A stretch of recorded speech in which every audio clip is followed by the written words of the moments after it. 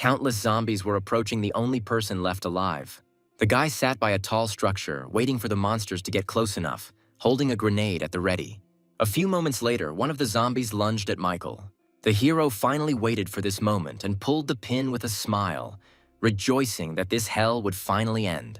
A second later, there was an explosion that caught most of the monsters. Suddenly, a funnel appeared in the sky, from which a white beam descended. The boy soared into the air faster than the fire could harm him, the descending beam enveloping his body. He watched everything that was happening with surprise, not understanding what was happening. Michael was transported back in time to the day the apocalypse began. Robbers broke into a 24-hour store and all the customers left in a hurry. The man pointed a knife at the saleswoman and demanded that she give him all the money. She obediently opened the cash register, not intending to risk her life.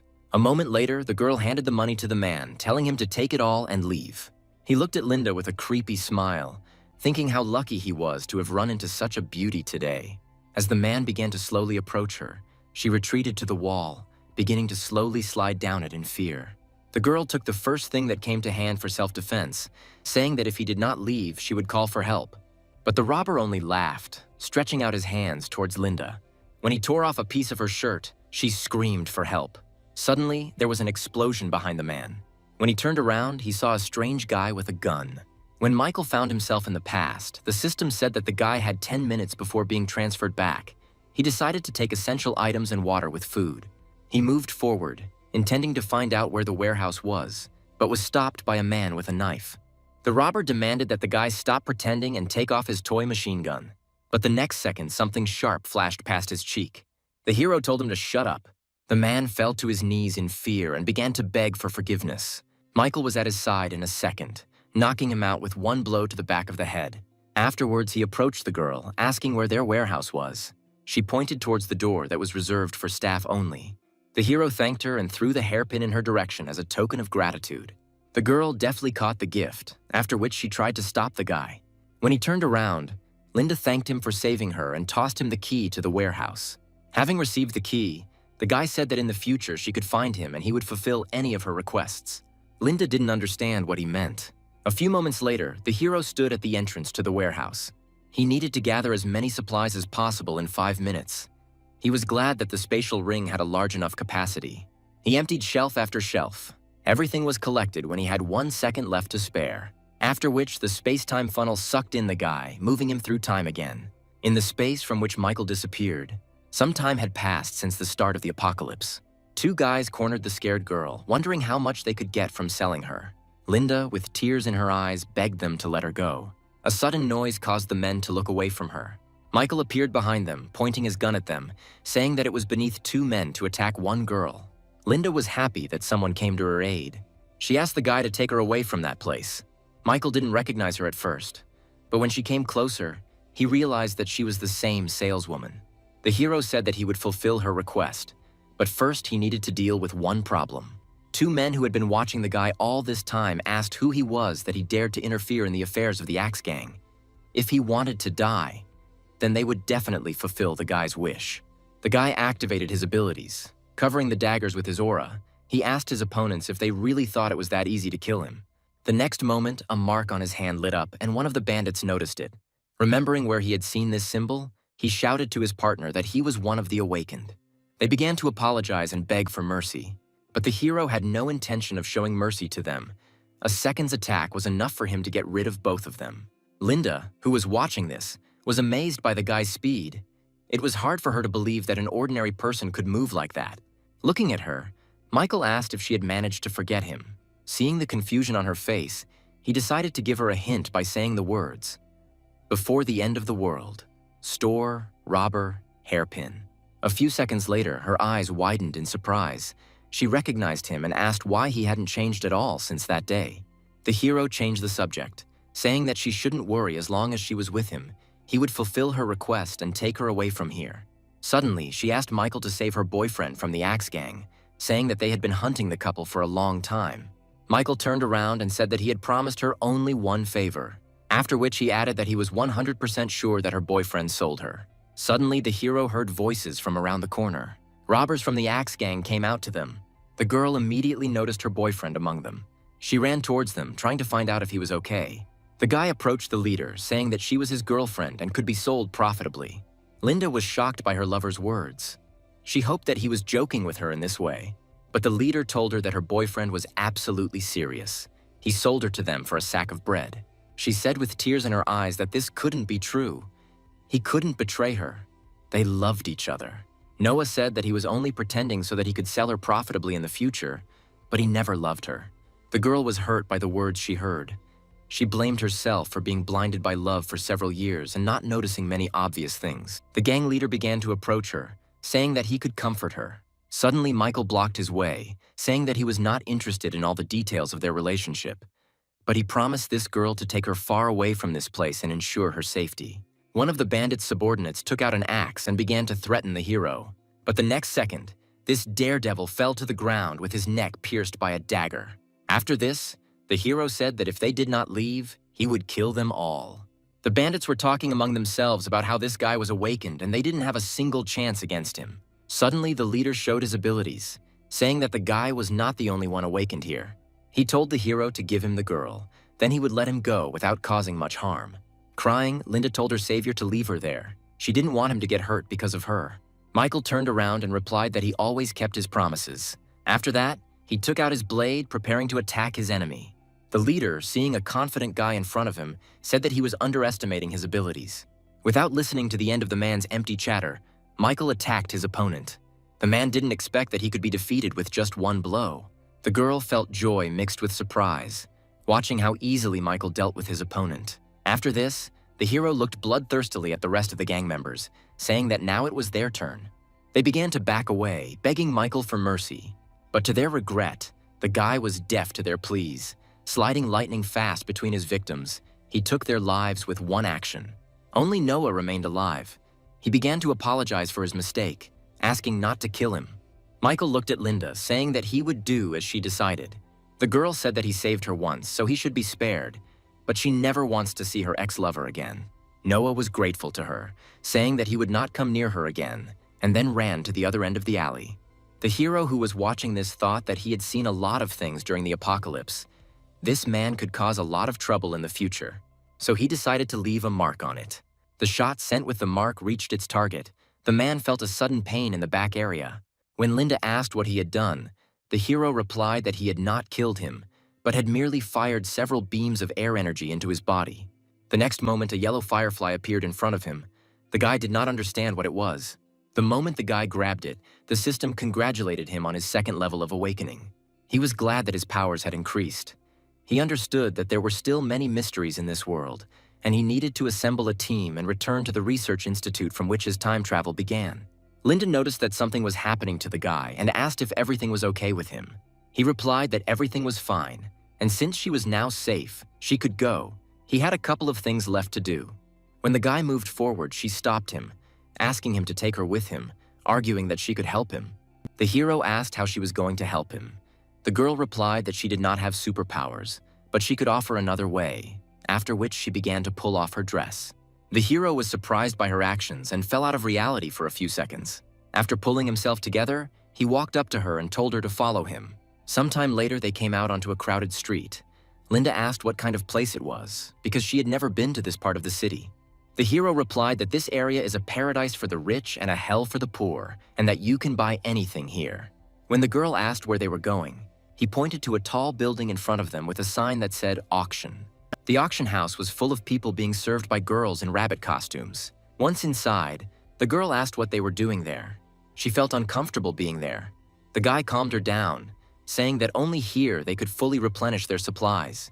The hero approached the standing staff, asking to be taken to the auction room. The girls looked haughtily at the approaching guy, coming to the conclusion that this was another poor man intending to sell his girlfriend. One of them said that they would not be able to take him where he wanted to go. After this, the guy took out 3 chocolates, after which he repeated his request. The waitresses began throwing themselves at Michael, listing all their virtues. To their surprise, he pointed to a girl standing quietly behind them. The hero approached her and said that she could do him a favor for a reward in the form of chocolate. He asked to take his companion to the shower and give her new clothes. She agreed without hesitation, thanking the guy for choosing her. Linda said it would cost her too much and she didn't need it. But Michael interrupted the girl, saying that his people should wear and use only the best. His words resonated pleasantly in the girl's heart. She was flattered that he considered her his own man, and she agreed. Sometime later, the couple were in the auction room. The presenter introduced the first slot, a pair of mutated zombies that can compare with the awakened first level. The starting price was announced at 1,000 cartridges. Linda was surprised that they sold something like this here. Michael explained that the crystals in the brains of mutated zombies can awaken the powers of an ordinary person or enhance them. Meanwhile, the presenter moved on to announcing the next lot. A truck appeared on the scene that could withstand attacks from third-level awakened beings, and could also hold about 20 people, with a power output of 800 horsepower. The hero realized that this was exactly what he needed to survive outside the city. A fierce battle for this lot began in the hall. Suddenly, one person appeared who made everyone pay attention to him. The man said that this truck would be his. He was offering 2 million rounds of ammunition. There was no one in the hall willing to compete with such an influential figure as the boss of the Berserker group. Nicholas walked up to the stage, telling the girl there to announce the results of the auction, who promptly announced him as the winner of the slot. But she is suddenly interrupted, saying that the bidding is not over. The man turned around to see this madman. Michael said he was offering 3 million rounds of ammunition. Nicholas asked the boy who he was that he dared to stand in his way. The hero replied that the man's group could not afford such a high price. It would hit their supplies hard. In response to his statement, Nicholas said that he would bet 3,100,000 rounds. Michael raised the bet to 4 million. The man tried not to give in to the boy until the very end. But when he announced 6 million, his confidants began to try to stop Nicholas, realizing that this was an unaffordable amount for them. This made him even more angry. He couldn't just lose to this guy.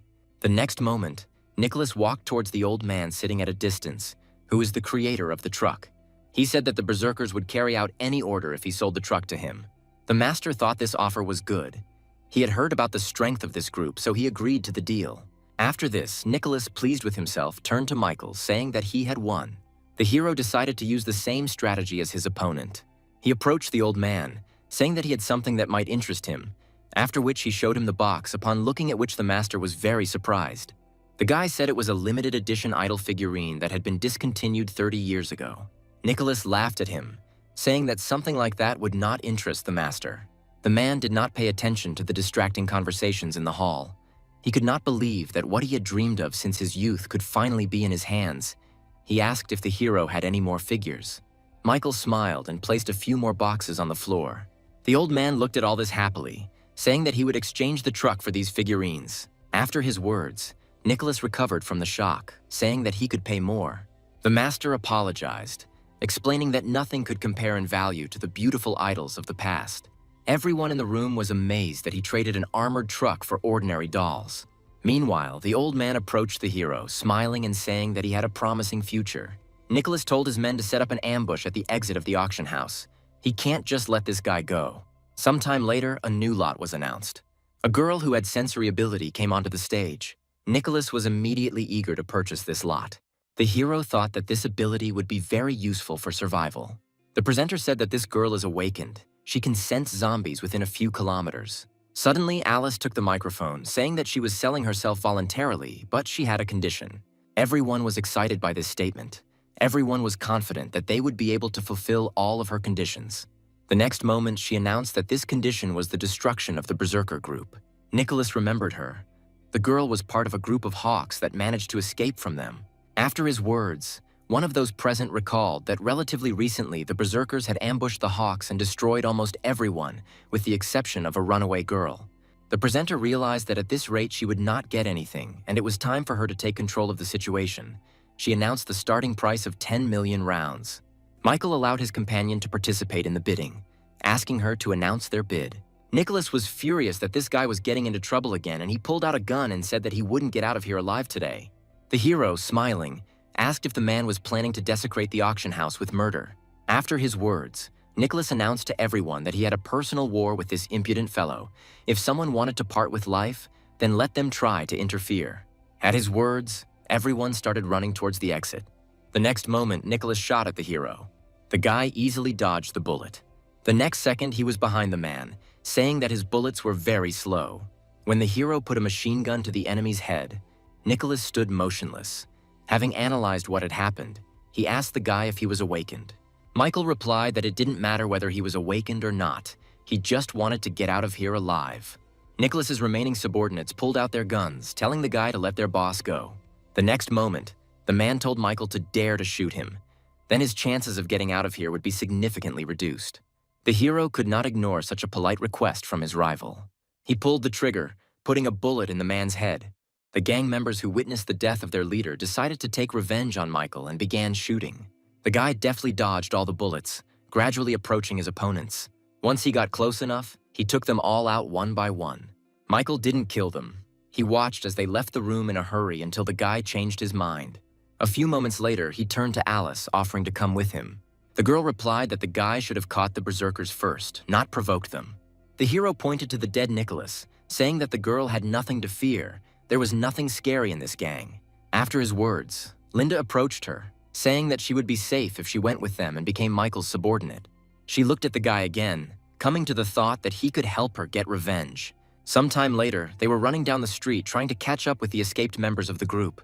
Alice used her ability to scan everything around her in a surrounding area of several kilometers.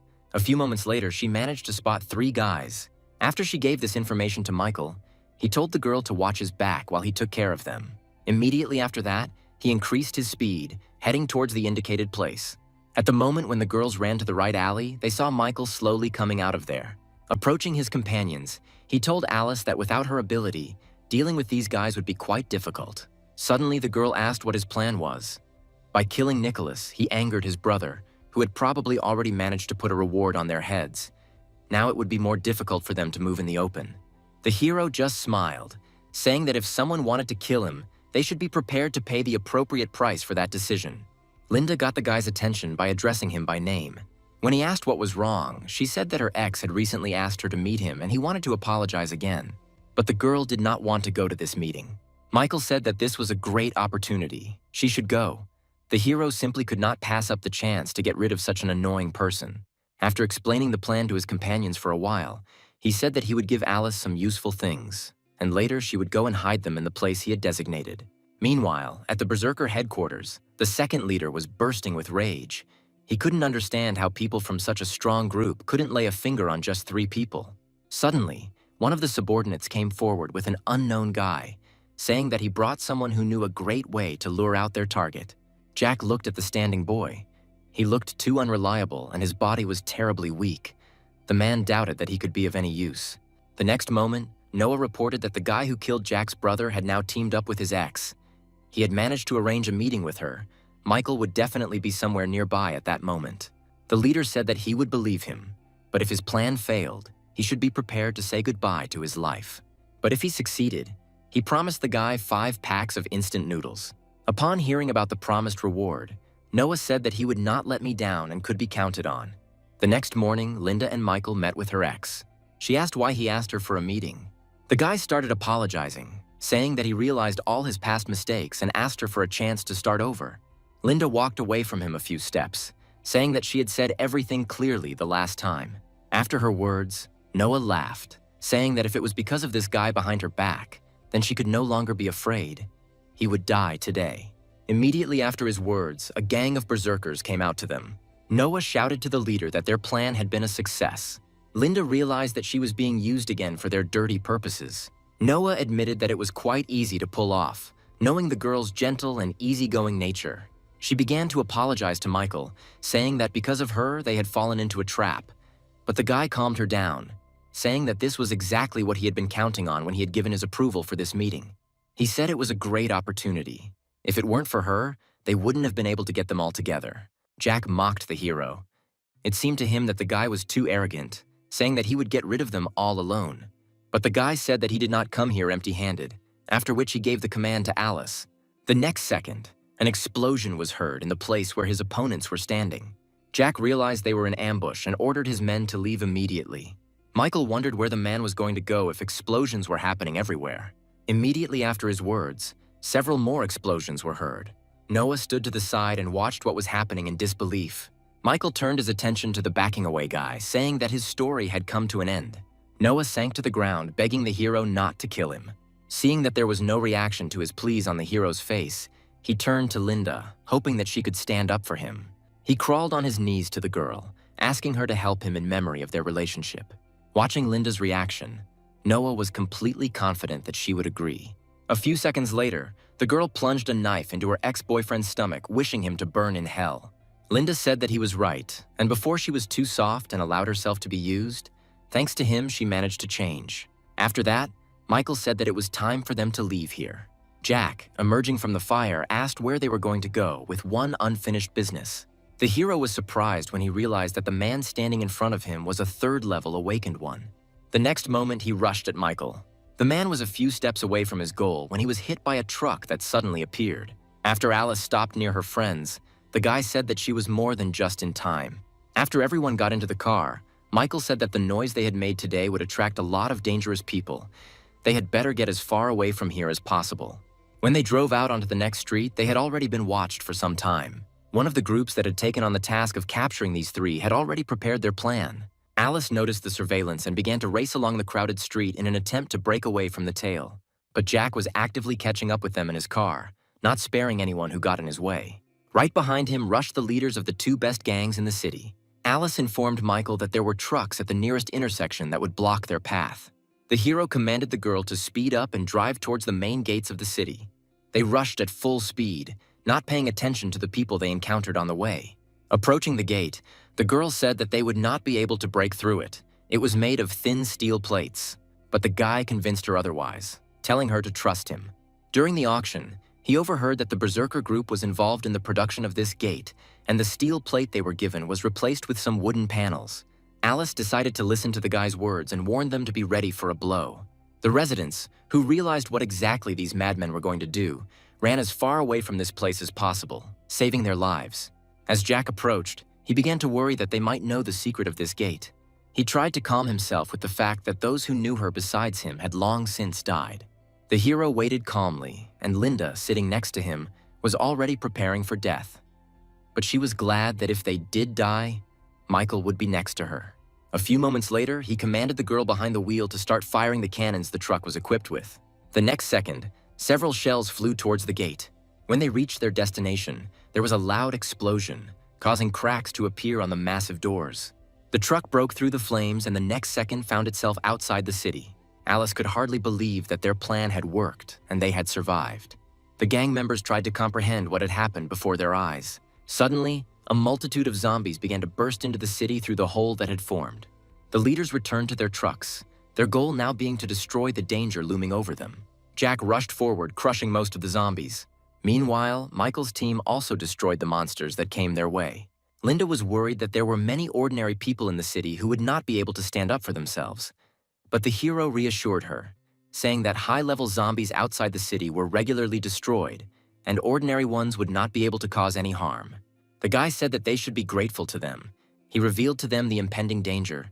Sooner or later, the zombies would be able to break through inside. When he took out the bloody clothes, the girl asked what he was going to do with it. He tore the cloth into shreds, saying that he had one crazy plan.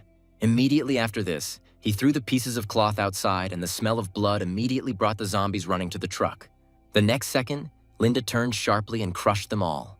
Jack's team, pursuing them, spotted their target from afar. The chief was informed that Michael's truck had stopped moving.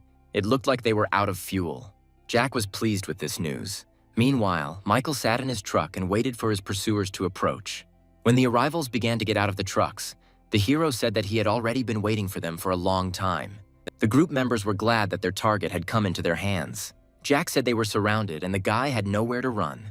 Michael stood up from his seat, saying that he thought completely differently. The leader laughed at his words. He thought that the boy had gone crazy making such statements. Afterwards, he told the hero that this time he would not fall for his trick. He brought with him special awakened ones. Bombs are not scary to them. Michael praised the man for having the foresight to check the area for traps. He pointed away from them, saying that there was one thing he had not yet foreseen. The members of the group began to turn around, hearing strange sounds behind them.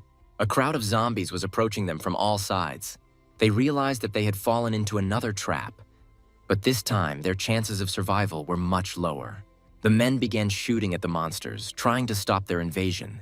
Jack asked if the guy had lured them here on purpose, having previously spread the smell of blood around the area.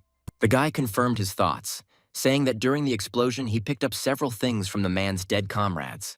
The leader called him crazy, after which he turned around and ordered his subordinates to get out of there. The next moment, the hero attacked his turned-away enemy. The man managed to block the attack with his weapon at the last second. After that, they leaned back in different directions. The leader asked the guy what he was thinking. If there were even more undead, then they wouldn't leave here alive. Michael replied that he didn't care. He promised Alice to destroy the berserkers, so he will fulfill his promise at any cost. The girl sitting in the car burst into tears when she heard the hero's words. Linda, who was nearby, said that they were very lucky to have met a man like him. Meanwhile, Jack ordered his guys to clear the way while he finished off Michael. His deputy immediately got into the car, following the order. Several cars moved forward, shooting all the zombies. John said his guys with the firepower of the trucks would be enough to break through. The guy made a big mistake by missing his chance to escape. Michael agreed with him, saying that he does have a lot of people at the moment. After that, he gave a command to Alice. She immediately pressed the activation button on the truck. A couple of seconds later, the shells were flying towards Jack's team. Seeing this, the man ordered everyone to hide behind the trucks. Michael was once again one step ahead of him. The hero said that these were not all the surprises he had prepared. The next moment, something exploded in the air and a strange liquid poured onto the group. They couldn't figure out what it was. It just had a disgusting smell. Suddenly, Jack realized that it was sewage waste. Michael confirmed his guess, saying that there were some substances there, the smell of which strongly stimulated the ferocity of the undead. The guy enjoyed being in complete control of the situation. He informed them that, being in dangerous proximity to 100 zombies under the influence of this smell, they would die.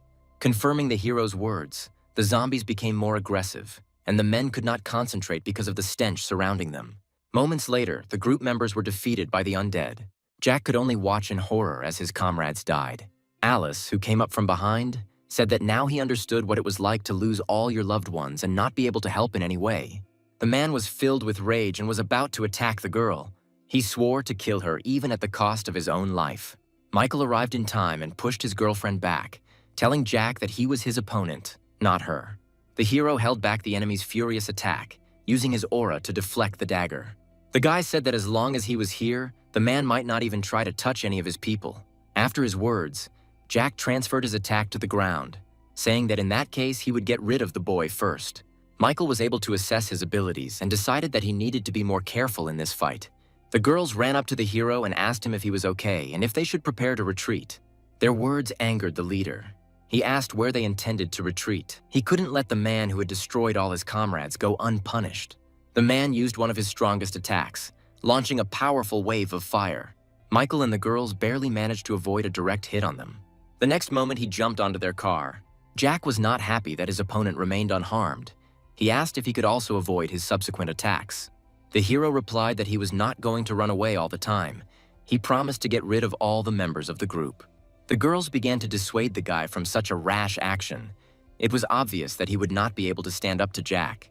The hero turned to them with a smile, saying that he would be fine and that he would be able to win. Immediately after this, he jumped from the truck towards his opponent. The man was glad that his opponent had voluntarily stepped into the arms of death. He was ready to attack at any moment. When the hero got close enough, Jack repeated his previous attack. To his surprise, the flame passed through the guy and he himself began to fade. The man realized that it was an illusion technique, but it was too late. The next second, Michael stood behind his opponent. He plunged the weapon into the leader's body, but a thin layer of protection covered the leader's entire body, preventing the blade from going any further. The hero didn't expect the enemy to have a strengthening ability. John wanted to counterattack, but the guy managed to move away to a safe distance. After that, he asked if his plasma shell was a third-level ability. The man confirmed his assumption, saying that while he was in the avatar state, his body was covered in a layer of high-temperature flame. Even bullets would not harm him. Having built up enough strength, Michael said he enjoyed the challenge of difficult things. The next moment, he created several clones of himself who rushed towards Jack. The man, in turn, strengthened the protective shell, saying that he would destroy all the pathetic copies of the enemy until he used up all his energy reserves. At that moment, the clones simultaneously threw their daggers at him. John stood there, watching with satisfaction as the weapon bounced off his body, and said that such techniques were useless against him. Linda was very worried. Michael had not managed to land a single blow during all this time. She did not know how they could help the guy. Alice, who was standing nearby, said that he should find a weak spot and only then attack, in which case he would have a chance to break through the man's defense. The hero had a hard time with this technique. Breathing heavily, he said that he underestimated Jack. He has an amazing ability. The leader laughed, saying that until his flame went out, the boy was powerless against it. After his words, Michael noticed that the enemy's flame began to fade. The leader thought that the guy was trying to joke in such a way it was impossible for his flame to go out. Suddenly, Jack felt that something was wrong. Looking at his body, he saw that his protective layer was gone. Looking at the enemy's uncomprehending face, the guy explained that in order to maintain his flame, a man needs oxygen, and by a lucky coincidence, the guy's ability is related to air. All this time, he was removing oxygen from certain areas, deactivating Jack's skill. The leader found it hard to believe that some kid could fool him without putting in much effort. A moment later, Michael slit his opponent's throat, ending the protracted fight. Linda was glad that the hero won without receiving serious injuries, and Alice sank to the floor. Tears of joy filled her eyes. Revenge for her comrades had been accomplished. Now she could live without this burden. Suddenly, a golden light reached out from the leader's dead body towards Michael. The boy was surprised when a warm glow enveloped him. He remembered that this had happened once before. The next moment, the system congratulated him on successfully killing a third-level awakened creature and awarded him 100 evolution points. The hero was glad that his efforts were worthily rewarded. The zombies that were nearby reminded us of themselves. The undead began to flock to the guy. Michael destroyed the zombies that were dangerously close to him. After this, he ordered the girls to retreat in accordance with the previously planned route. After his words, Alice immediately began to climb back down into the truck, taking the driver's seat.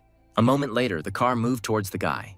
The girl told the hero to immediately climb onto the truck.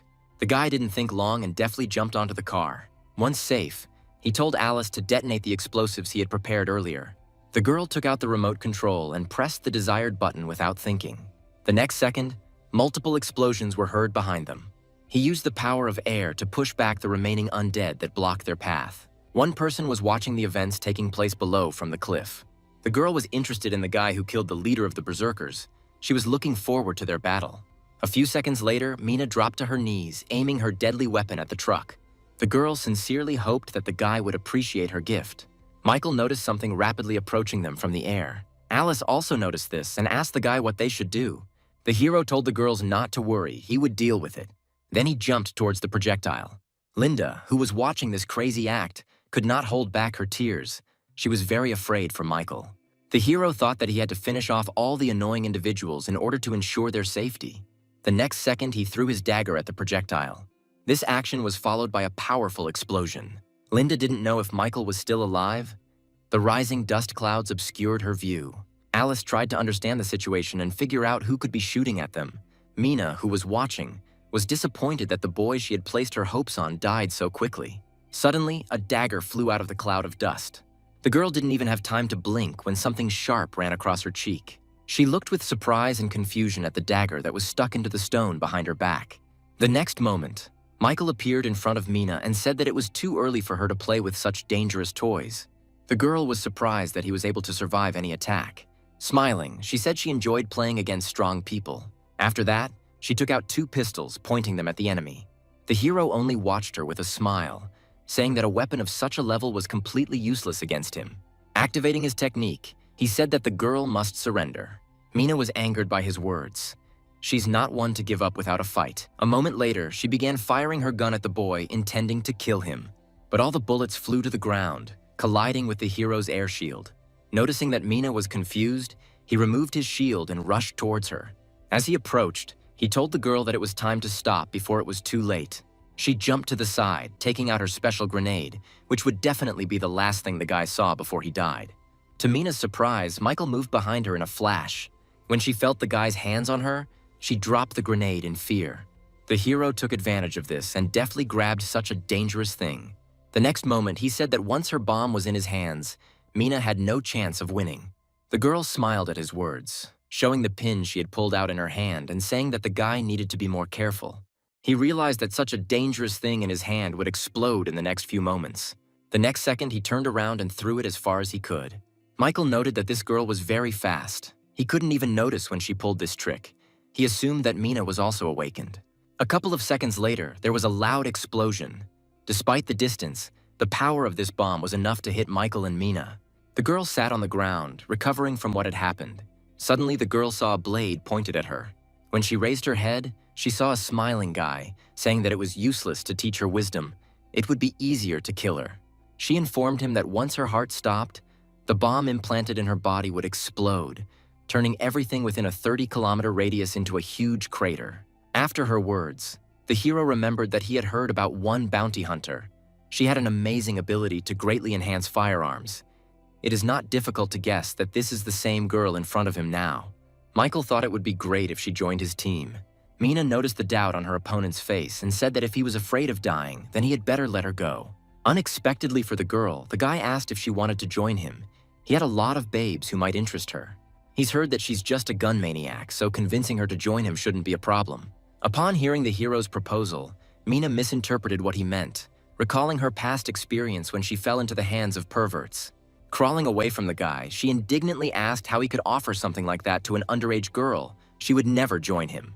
Michael was genuinely surprised by her reaction. He assumed that there was some misunderstanding between them. Mina replied indignantly that there was nothing here that she could misunderstand. She said that if it weren't for the guy's abilities, she would have immediately destroyed him, as well as other guys like him. Suddenly, the couple's attention was drawn to screams coming from somewhere to the side. Linda ran up to the guy, worriedly asking if he was okay. A couple of seconds later, Alice joined her, asking a similar question. Mina, who was watching this scene, was amazed by the perfect figures of these girls. Michael watched with pleasure as the changes appeared on the gun lover's face. After waiting a while, he asked her if she still thought that, with such stunning partners, he might be interested in a child. Mina was angered by his words. She said with irritation that he should look more closely. She was no longer a child. After the girl had spoken, Alice asked where such a cute child came from. Linda, in turn, handed Mina a candy, saying that such a little girl must have been very scared. Looking at these two girls, she was forced to admit that she could never compare to them. The hero extended his hand to her, asking if she had changed her mind about his offer. He could offer her very powerful guns. He was confident that he would be able to get almost any weapon for her, because the system store had a full variety of them, and with enough points, there would be no problems with this. Mina stood up on her own, saying that she didn't believe that the guy could have a decent weapon. He asked her to wait a couple of minutes, meeting her distrustful gaze. The hero told the system that he wanted to buy a weapon. The next moment, the system opened the catalog, reporting that the guy now had 100 points, after which she suggested one of the most suitable weapons for him. A rocket launcher called Dragon. It has a fairly high class and was developed as the best weapon for a single soldier. Michael decided that this rocket launcher was just what he needed, so he reached for the buy button. Suddenly, Alice felt something was wrong and turned towards their truck. All the zombies began to move away from their car. Suddenly, loud sounds were heard a few meters away from them, after which dust again rose into the air, blocking their view. A couple of seconds later, the girls saw through it the outline of a huge figure that was rapidly approaching. The next moment, a huge monster came out to them, emitting a terrifying roar. Linda realized that it was a mutated zombie, which was apparently attracted by the accumulation of small undead here. Alice said that she had heard about him before. This monster is one of the 3 strongest among mutants. Against them, ordinary weapons are useless. Turning to Michael, she asked what they should do. Mina's eyes lit up with excitement at the sight of this zombie. She ran forward, saying that this was an extremely rare species of undead, and she was very lucky to have come across it today.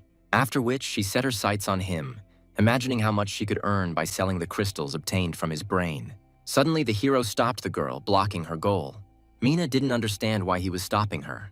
The next moment, she noticed something in the guy's hands that caught her attention. The girl asked what kind of gun he was holding.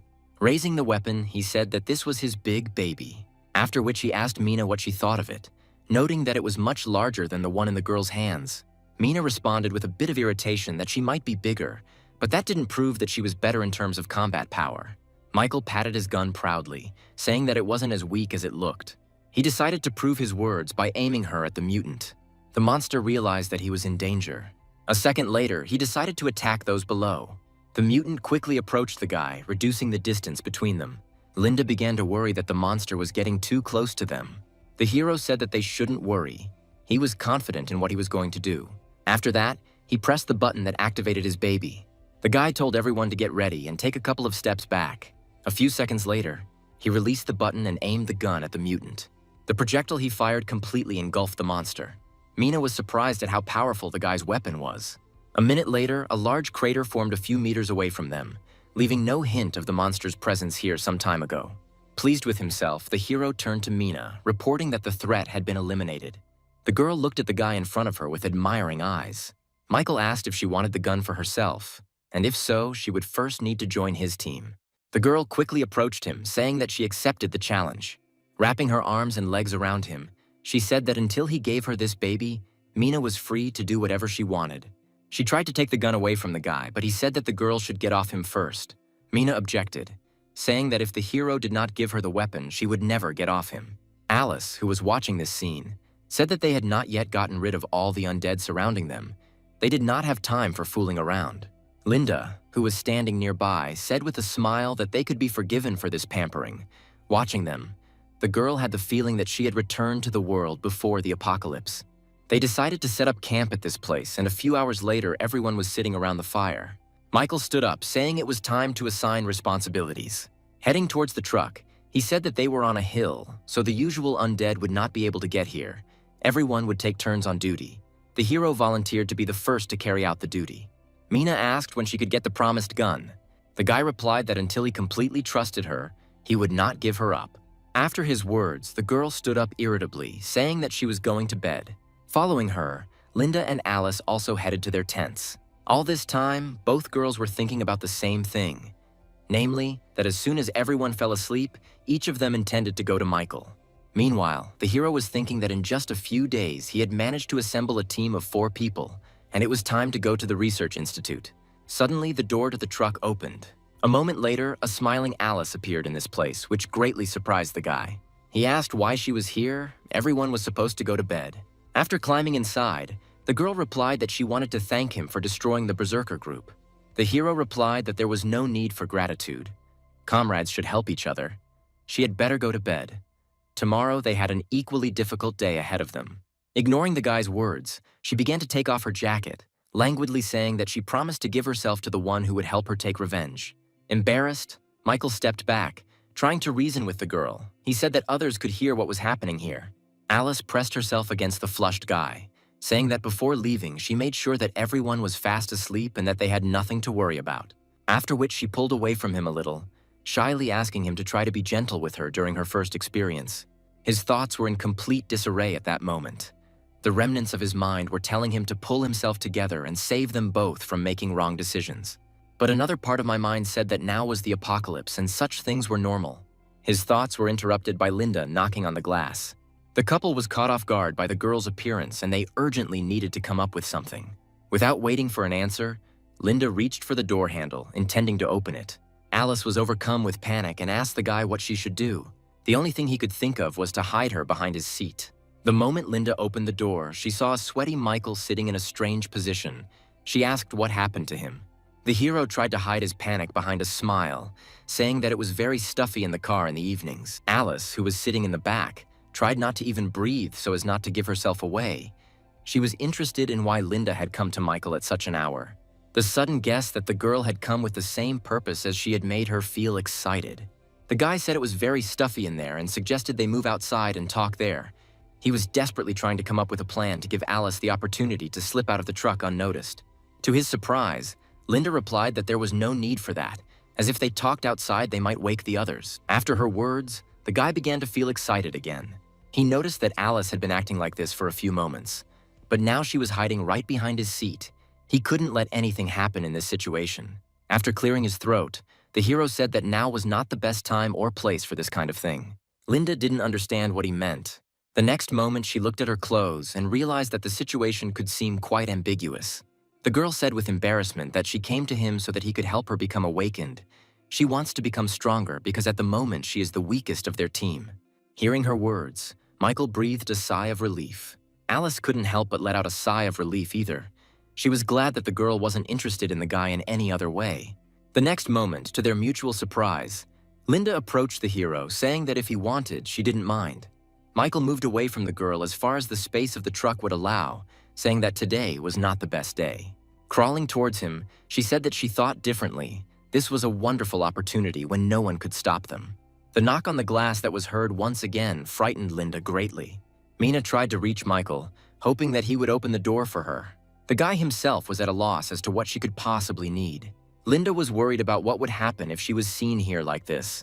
She began to look around in panic, looking for a place where she could hide. She suddenly froze, announcing that she had found a suitable place, her words making the hearts of the two people in the car sink into their heels. After asking to be covered, she began to climb into the back seats, hoping to hide underneath them. Michael didn't have time to stop her, and the girl finally disappeared behind him. Covering his face with his hand, he began to prepare himself for what might happen here, his heart skipping a beat until that very moment.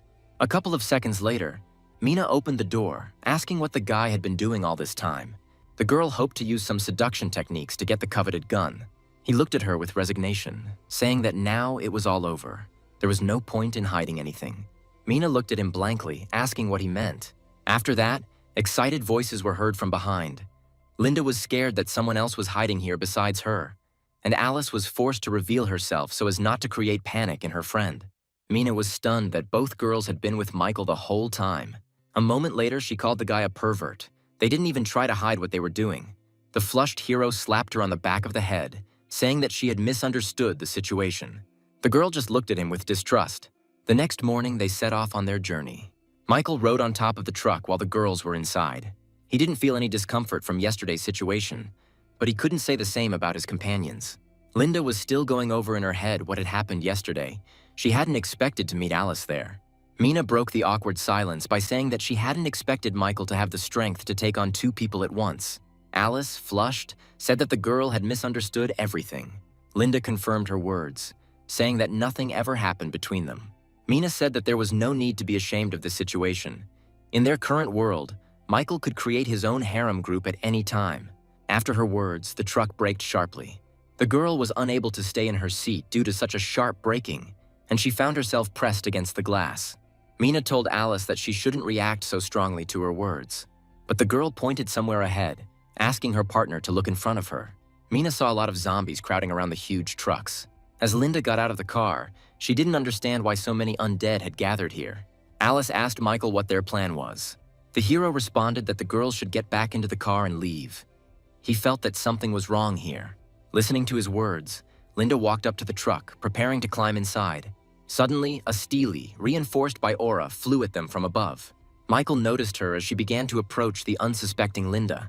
Alice called out to her friend, heading towards her, hoping to save her from the deadly attack. When the girl turned around, the arrow was a few centimeters away from her. She could not do anything because of the horror that gripped her. The hero made it block the arrow at the last moment. The next moment, he told the people of the Legion of Assassins to stop hiding and come out. A few seconds later, several people emerged from their hiding place. Their commander said that he was very lucky. He would have a good catch today. Alice activated her sensory ability, scouting out the situation, after which she informed Michael that there were only 18 people in the area. The hero grinned, thinking that with such a small number they decided to pursue him. He said it was very generous of them to come here to help Michael improve his skills. The assassins laughed at his words. The four of them wouldn't be able to defeat an entire guild, especially since their commander was a second-level awakened. Michael became excited after learning that there was another awakened one here. He said that it would be fun to play with him. The boy's words made Khan furious. Taking out a dagger, the hero said that he would give them 3 attempts to shoot him, after which he looked at his opponents bloodthirstily and said that otherwise they would face death. Khan couldn't tell if the guy standing in front of him was crazy or just looking for death. Michael replied that neither was the case, but that he was giving him a chance to survive. The man was finally convinced that the boy had gone crazy, so they would give him a chance to escape. No one had ever dared to utter such stupidity. The next moment, he drew his bow, preparing to finish off this boy. When the arrow flew towards the hero, he said that it was too slow, after which he easily dodged the shot. Khan is surprised that he was able to dodge his arrow so easily. Mina watched this circus with displeasure. She knew that Michael could deal with their leader in one blow, but for some reason, he decided to mess around with them. The girl noted that compared to last time, the guy's speed had increased significantly. He was getting stronger day by day. Meanwhile, Michael announced that the man had only 2 attempts left. The hero needed to get closer to the enemy to get rid of him with one blow, and he did not have time to give the signal to the other members of the Legion. Khan drew his bow again, preparing to fire 4 arrows at once. This time the boy would not have the opportunity to dodge. But this time too, Michael dodged all the attacks, sliding from side to side with lightning speed. Approaching the enemy, the hero asked if this was all the man was capable of, which was very disappointing to him. The guy tried to piss off his opponent by asking how someone like him with such mediocre abilities managed to become a commander. Team Khan began to worry that their leader might be defeated by such a strong opponent. After Michael's words, the man finally lost his composure. A moment later, he released dozens of arrows, showing all his power. The hero did not expect that his opponent could do something like this. Clouds of dust covered the area where the boy stood. The members of the Legion thought that he was doomed from the start. It was stupid to oppose their commander. Khan had a hard time with this technique. After using it, he stood there breathing heavily. He was sure that this time Michael had no chance to dodge. When the column of dust cleared, everyone expected to see a dead body pierced by arrows, but there was no one there. The next moment, a sharp blade was pressed against the Legion commander's neck. The hero, completely unharmed, stood behind Khan and smiled. The man turned around abruptly, causing Michael to jump back. He asked how the guy managed to survive his attack. But the hero kicked him in the stomach, saying that he talked too much, after which he approached the man lying on the ground, saying that all attempts made to him had failed, and now the hero could calmly kill his opponent. Khan asked for mercy. In exchange, he could tell interesting information about the Legion troops. Michael was interested in his offer. Seeing that his opponent liked his offer, the man continued, saying that he could share information about where their main forces were located, as well as explain why so many undead had gathered here. The Legion commander hoped to stall for time by talking. He planned to discreetly give an alarm signal, and then the people remaining in the rear would end up here. In this situation, Khan was sure that the boy would not be able to leave here alive. When he finally got to the device and all he had to do was press the button, Michael said that his opponent's right hand was a little restless. After his remark, Khan's heart skipped a few beats. He didn't understand how the hero managed to notice anything. Taking advantage of the enemy's confusion, the guy threw his dagger at him. A moment later, the man's hand holding the signaling device fell limply to the ground. A shocked Khan looked at his severed hand in horror. He was brought out of his state of shock by a terribly strong pain. He could not hold back his screams. He barely managed to give the order to his men to return immediately and gather the main forces of the Legion. This guy is too fast and cunning. Meanwhile, Michael turned to Mina, asking if she could deal with these midges together with Alice. The girl indignantly asked why she should fulfill his requests. Not only he was testing her, she was also evaluating every action of the hero. Having said this, she turned around and was about to return to the truck. The guy replied that if she did not want to, he would not force her. He just wanted to give her the opportunity to play with his baby. After his words, Mina turned around and, already holding her machine gun at gunpoint, said that she would be able to deal with everyone, even if reinforcements came to the enemy. She was ready to do anything to get the treasure promised to her. Explosions one after another engulfed the members of the Legion, giving them no chance to escape. Alice, who was watching from the side, said that this girl had so much energy that she could cope without her help. Michael approached Kanu, demanding that he tell him all the information about the Legion without prevarication. He had many ways to force the truth out of the man. The Legion commander said that he could tell him, but first the boy had to promise to let him go alive. In response to his words, Michael plunged the dagger into the ground between his opponent's legs, after which the hero gave him a choice. Either Khan would tell everything voluntarily, or the guy would gradually rid him of one limb at a time. The threat worked. The terrified man said that they had this new regiment, with about 1,000 people and more than 100 awakened. He blocked the bridge to attract the undead, which they were going to use as a sacrifice. The hero had heard about the strength of this army, which was not inferior to their cruelty. He tried to figure out the reason for their presence in the vicinity of the city and blocking the bridge. His thoughts were interrupted by Khan, who asked if he could now leave, and he fulfilled his condition.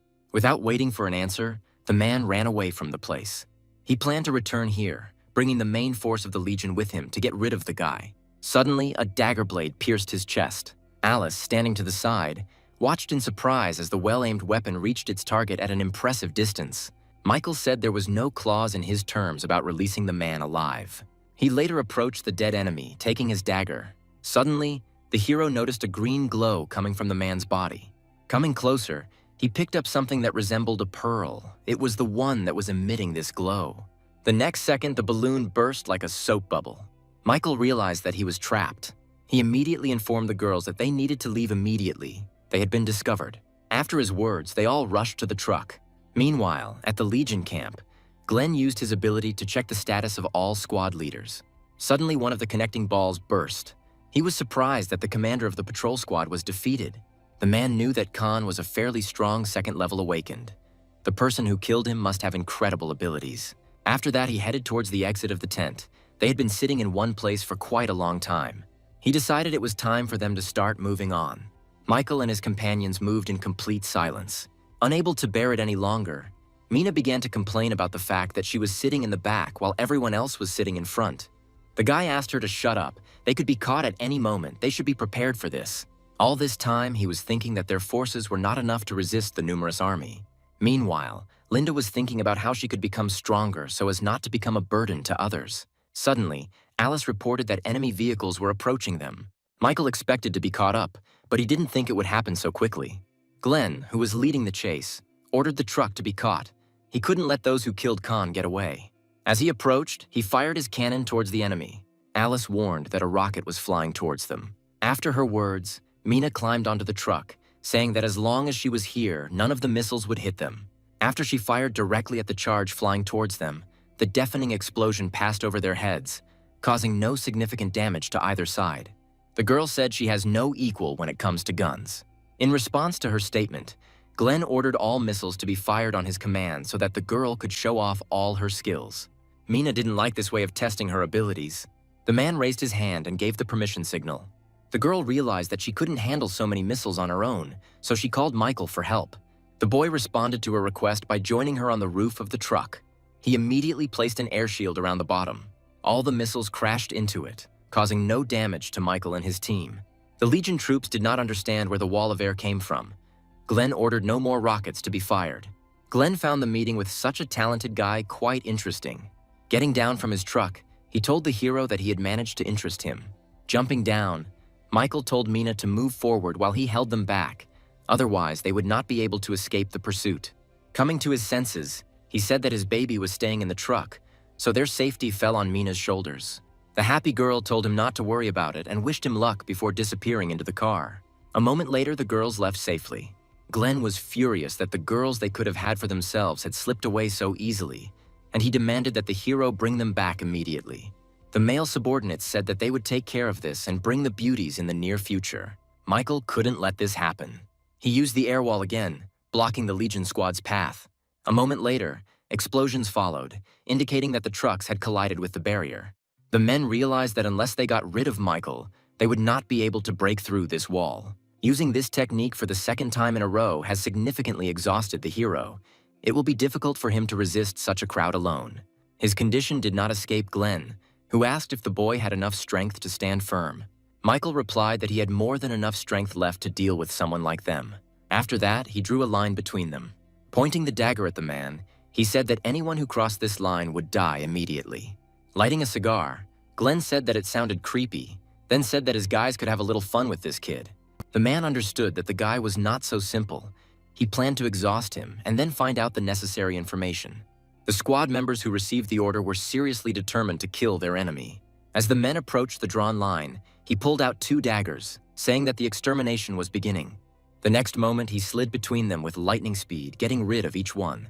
Not even 10 seconds had passed when the guy stood there, looking back at the bodies lying behind him. Michael stood in front of Glenn, saying that if there were any left who wanted to die, then he was waiting for them. The man was amazed at how fast the boy moved. The remaining members of the squad decided to shoot at the enemy from afar. Approaching him on their own would have been akin to suicide. Moments later, countless projectiles were flying towards Michael.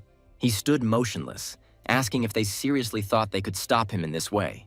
The guy dodged all the bombs with ease. One of the shooters told everyone to step back, increasing the distance between them and the enemy. But to their misfortune, Michael was at their side in a matter of seconds. One of the men decided to take advantage of the fact that the hero was dealing with his comrades and shot the guy. This attempt did not go unnoticed by Michael, who repeated that such a weapon was completely useless against him, after which he threw the dagger at the bomb. An explosion followed immediately after. The man who shot was unlucky and was badly hit. Glenn watched calmly as the charred body of his subordinate fell next to him. He was right. This guy has incredible abilities. There is only one way to deal with him. Left alone with Glenn, Michael said it was his turn. The man acknowledged his strength, inviting the boy to join him, promising to turn a blind eye to what happened here. He wanted to stall for time until the seeds planted in his subordinates matured so he could get rid of the guy. Michael refused the offer, carefully watching his opponent's every move. After this, the man used his technique. Plant stems began to emerge from the bodies of the slain Legion members. The hero was shocked by such a sight. He rushed towards the enemy, cutting his way through. Glenn decided not to hesitate and used the capture technique, after which dozens of stems reached out to the guy. He shouldn't have had a chance against this technique. Glenn was confident that Michael would not be able to dodge this technique. The hero said that his opponent greatly underestimated his abilities. The next second, he used a protective wind barrier, pushing the stems aside. Even though Michael's strength was running out, he couldn't afford to die here. Glenn stood in amazement as he watched as the boy's barrier surrounded them. He tried to call his plants inside, but he couldn't do it. Watching the man's futile attempts, Michael said that his barrier not only repels attacks, but also forms a cage that can isolate the man from his plants. The hero said that his opponent's fate was sealed. Glenn couldn't believe what the guy told him and summoned his plants again. But he failed again. His plants could not get inside. The man began to lose his temper, realizing the situation he found himself in. He missed the moment when Michael hit him. The man fell to his knees from the cutting pain, clutching at the wound. The hero repeated that on his territory all the man's efforts were in vain. Glenn replied that the boy couldn't kill him. He explained that if Michael got rid of him, all his girlfriends would go to hell with him. The hero said that the man's bluff would not work on him because the girls were safe. Glenn replied that he had sent his men in pursuit, but he himself wanted to detain the guy. His subordinates would easily catch them. Michael replied with a smile that these girls were much stronger than his opponent thought. Meanwhile, a few kilometers from Michael's battle site, the truck was surrounded by numerous craters. The girls managed to fight off their pursuers. Mina was terribly happy to have such an opportunity to have fun. Dissatisfied, Alice called out to her friend through the window to stop laughing at the top of her lungs. The girl said that there were 2 more enemies hiding behind the rock to the left of them. After Mina dealt with them, the girls would be able to go to Michael. The men hiding nearby heard the girls talking, and one of them told his partner to call their leader and ask for backup. They waited a few seconds for the connection to be established. Mina, who was watching them, couldn't help but smile in anticipation. She decided to reveal herself by saying that they were caught. The shocked men said they were just passing by. Their heart-rending cries could be heard throughout the area. Glenn paused for a moment, listening to the sounds coming from the radio. When screams were heard from there, he told the boy that he could listen to the dying cries of his companions. His words were interrupted by a voice on the radio that all their people were dead, immediately after which the screams started again. Glenn was stunned by what he just heard. Michael, standing in front of him, said with a smile that these screams were like a delight to his ears. The man held the radio up to his face, asking what was going on. The hero knocked it out of the enemy's hands. He held the dagger to Glenn's neck, saying that now nothing would stop him from getting rid of him. The man asked the guy not to kill him. In exchange, he would tell everything about the Legion. He heard that someone from the top had conspired with the city of M and wanted to block the bridge. Michael said that Glenn should only tell him the truth. He assured the guy that this was the truth. Before being sent here, he personally saw a man in black enter their leader's office. It was definitely the manager of the city M, and they said something about salt and driven pigs. After listening to him, the hero asked in what sense the word pigs was used and how it was connected with salt, since there was always an abundance of salt there, and the prices were stable. Suddenly, a cloud of dust appeared in the distance, from which the main character's calls could be heard. Linda looked out of the window and shouted that they were finally back and asked if he was hurt. The hero replied that he was fine. Noticing that his opponent was distracted, Glenn took the opportunity to attack him. Seeing this, Linda warned the guy about the danger. Michael intercepted the blade of the dagger with his hand, asking if all members of the Legion used such low methods. Glenn was surprised that the guy managed to block his attack. After this, the guy cut the enemy's throat with his dagger. The man could not believe that he would die here like this. He wanted to say something but didn't have time and fell dead to the ground.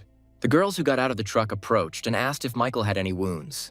The hero replied that he was fine, but he had to put in a lot of effort to defeat Glenn. Kicking the man's corpse, Mina asked the boy what he intended to do next. She said that despite his death, other Legion members were still hiding somewhere nearby, and if they started to cross the bridge, they could get trapped. Michael replied that he was not one to give up halfway. He has already dealt with the leaders of the scent groups, and he will easily deal with the others as well. An alarmed Linda asked what he was going to do. The guy called the girls and began to explain his plan. Several hours later, most of the Legion groups returned to the main camp. A man approached one of the trucks and asked where they managed to bring so many girls. The man behind the wheel replied that he had stumbled upon them by accident while driving to get supplies. Afterwards, Steve asked, out of old friendship, to give him one of the girls. Robin replied that without their leader's permission, he would not do anything that could endanger his life. Afterwards, he drove on, leaving a disgruntled Steve alone. He sighed heavily, wondering where their leader had disappeared to. At the same time, Michael was hiding nearby, thinking about how to get inside. He looked at the previously tied-up zombie lying next to him, hoping that his little trick would work. A moment later, the hero peeled off the zombie's mouth. He immediately started growling. The patrolman standing along the perimeter could not help but hear this sound. Robin, who was inside the camp, also heard this, and was irritated because he had previously been informed that all the infected had been exterminated. He then told his subordinates to deal with the zombies as quickly as possible because the camp was about to close. The men immediately rushed to carry out the order. A few minutes later, they found a tied-up zombie.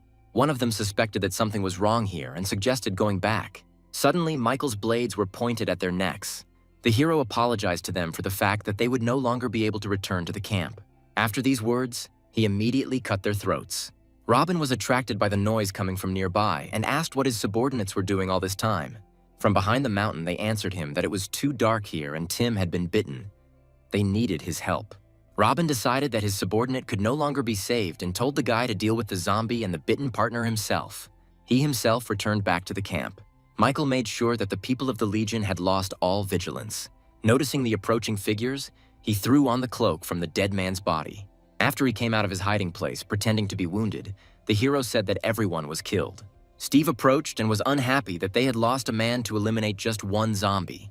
He told a guy passing by to go wash up as quickly as possible because he reeked of blood from a mile away. Michael didn't expect that he would be able to fool these people so easily. A few moments later, the gates to the camp were closed. A disgruntled Robin walked out to the group of couples. He said that not long ago their people were killed by a female killer. If anything else happens today, the leader will rip their heads off. His subordinates assured him that there was no reason to worry because that woman would not be able to get in here. Even if she gets inside, she will fall into a trap. Michael walked slowly, trying to hear as many details as possible. He became interested in the woman they were talking about. He assumed that someone else wanted to destroy the Legion. Meanwhile, one girl watched the camp from a safe distance. She was angry that the Legion members kidnapped her friends. The girls who approached her reported that everything was ready for their plan. Sometime later, another blonde girl was watching the camp. She finally managed to find this place, and now nothing can stop her. At some point, she decided that there was no point in waiting any longer and pushed off from the surface she was standing on. She flew down with the intention of killing all the members of the Legion. At the same time, not far from the camp, 3 people made camp. Mina was unhappy that Michael was taking so long to deal with Legion. Alice replied that he said that they would be able to begin the main action after the fire started in the camp. They just had to wait for the signal. Linda, who was unloading the car, supported Alice, saying that Michael was taking a big risk. So in order not to waste time later, they needed to prepare one necessary thing. She was holding a box of explosives in her hands. After her words, Mina stood up from her seat, saying that she would help her. The girl was in anticipation of the upcoming fireworks display. At this time, the hero walked around the camp, exploring everything here. Suddenly, he noticed one guarded tent and decided that this was exactly what he needed. He was sure that the most interesting things would begin in the second half of the night. His thoughts were interrupted by voices coming from the tent behind him. Listening closely, he made out female voices discussing some kind of plan. Meanwhile, the girls who had been captured earlier tried to escape. One of them managed to get a shard of glass with which she could cut the ropes tying her hands. The other girls urged her on because their salvation depended only on Layla. After several agonizingly long seconds, she said the rope was about to break, and the next moment the rope actually broke. Immediately after this, the girl began to free others. At that moment, Michael approached the entrance, pushing aside the fabric. He froze at the entrance for a couple of seconds. Linda noticed someone's presence and turned towards the entrance in horror. The other girls began to crawl towards the wall screaming, and the Legion members noticed them trying to escape. They shouted for Layla to leave them and run away herself. The stunned hero said that they had all gotten it wrong. The girl squeezed the shard tighter in her hand, ready to fight with it.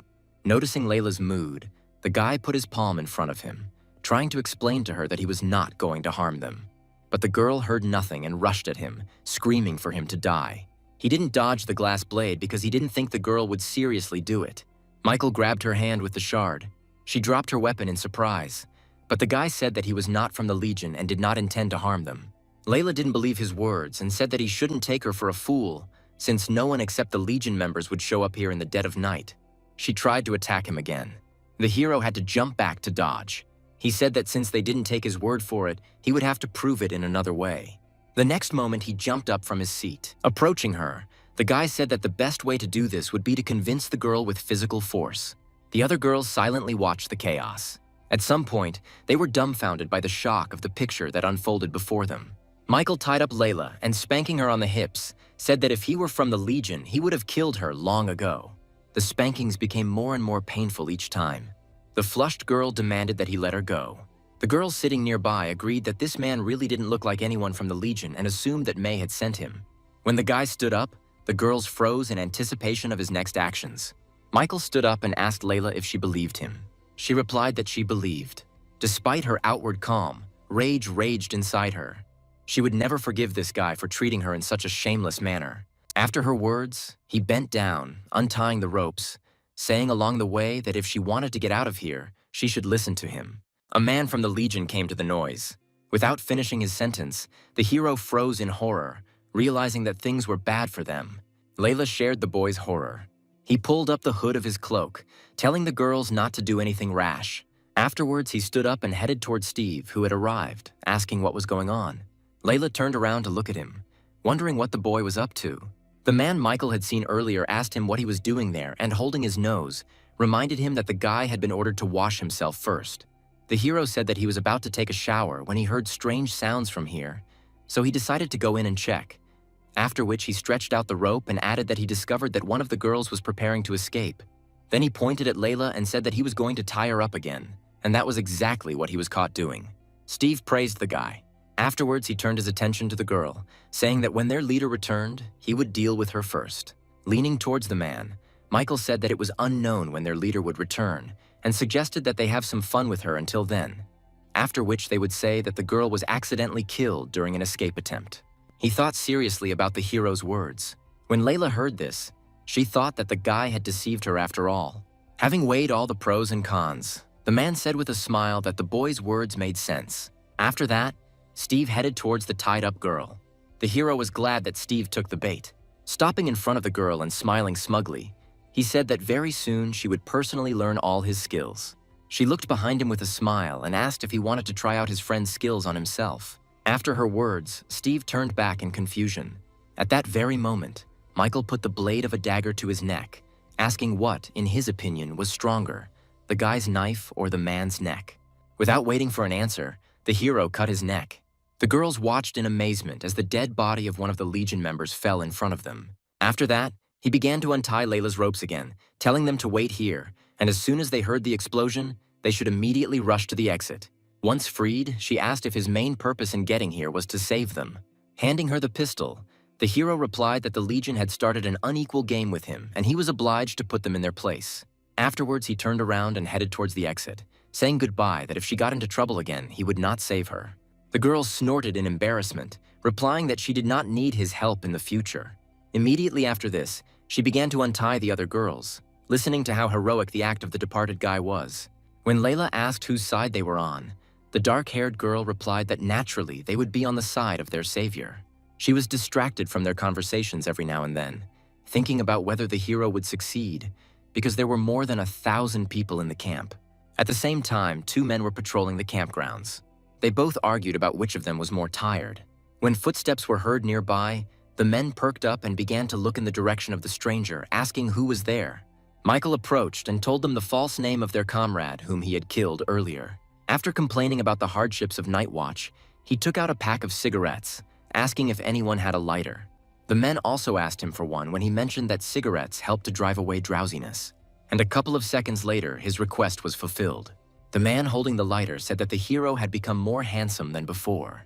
Michael grinned and replied that he had always been a handsome man. When the man realized that there was a stranger among them, he became furious. But he didn't have time to do anything. The guy instantly cut their necks. Looking around, he was pleased with his work. His plan was approaching the most interesting part. There were about a dozen dead bodies surrounding him a few meters away. Sometime later, he approached the gate where there were 2 guards. The hero had to get rid of them so that others could enter freely.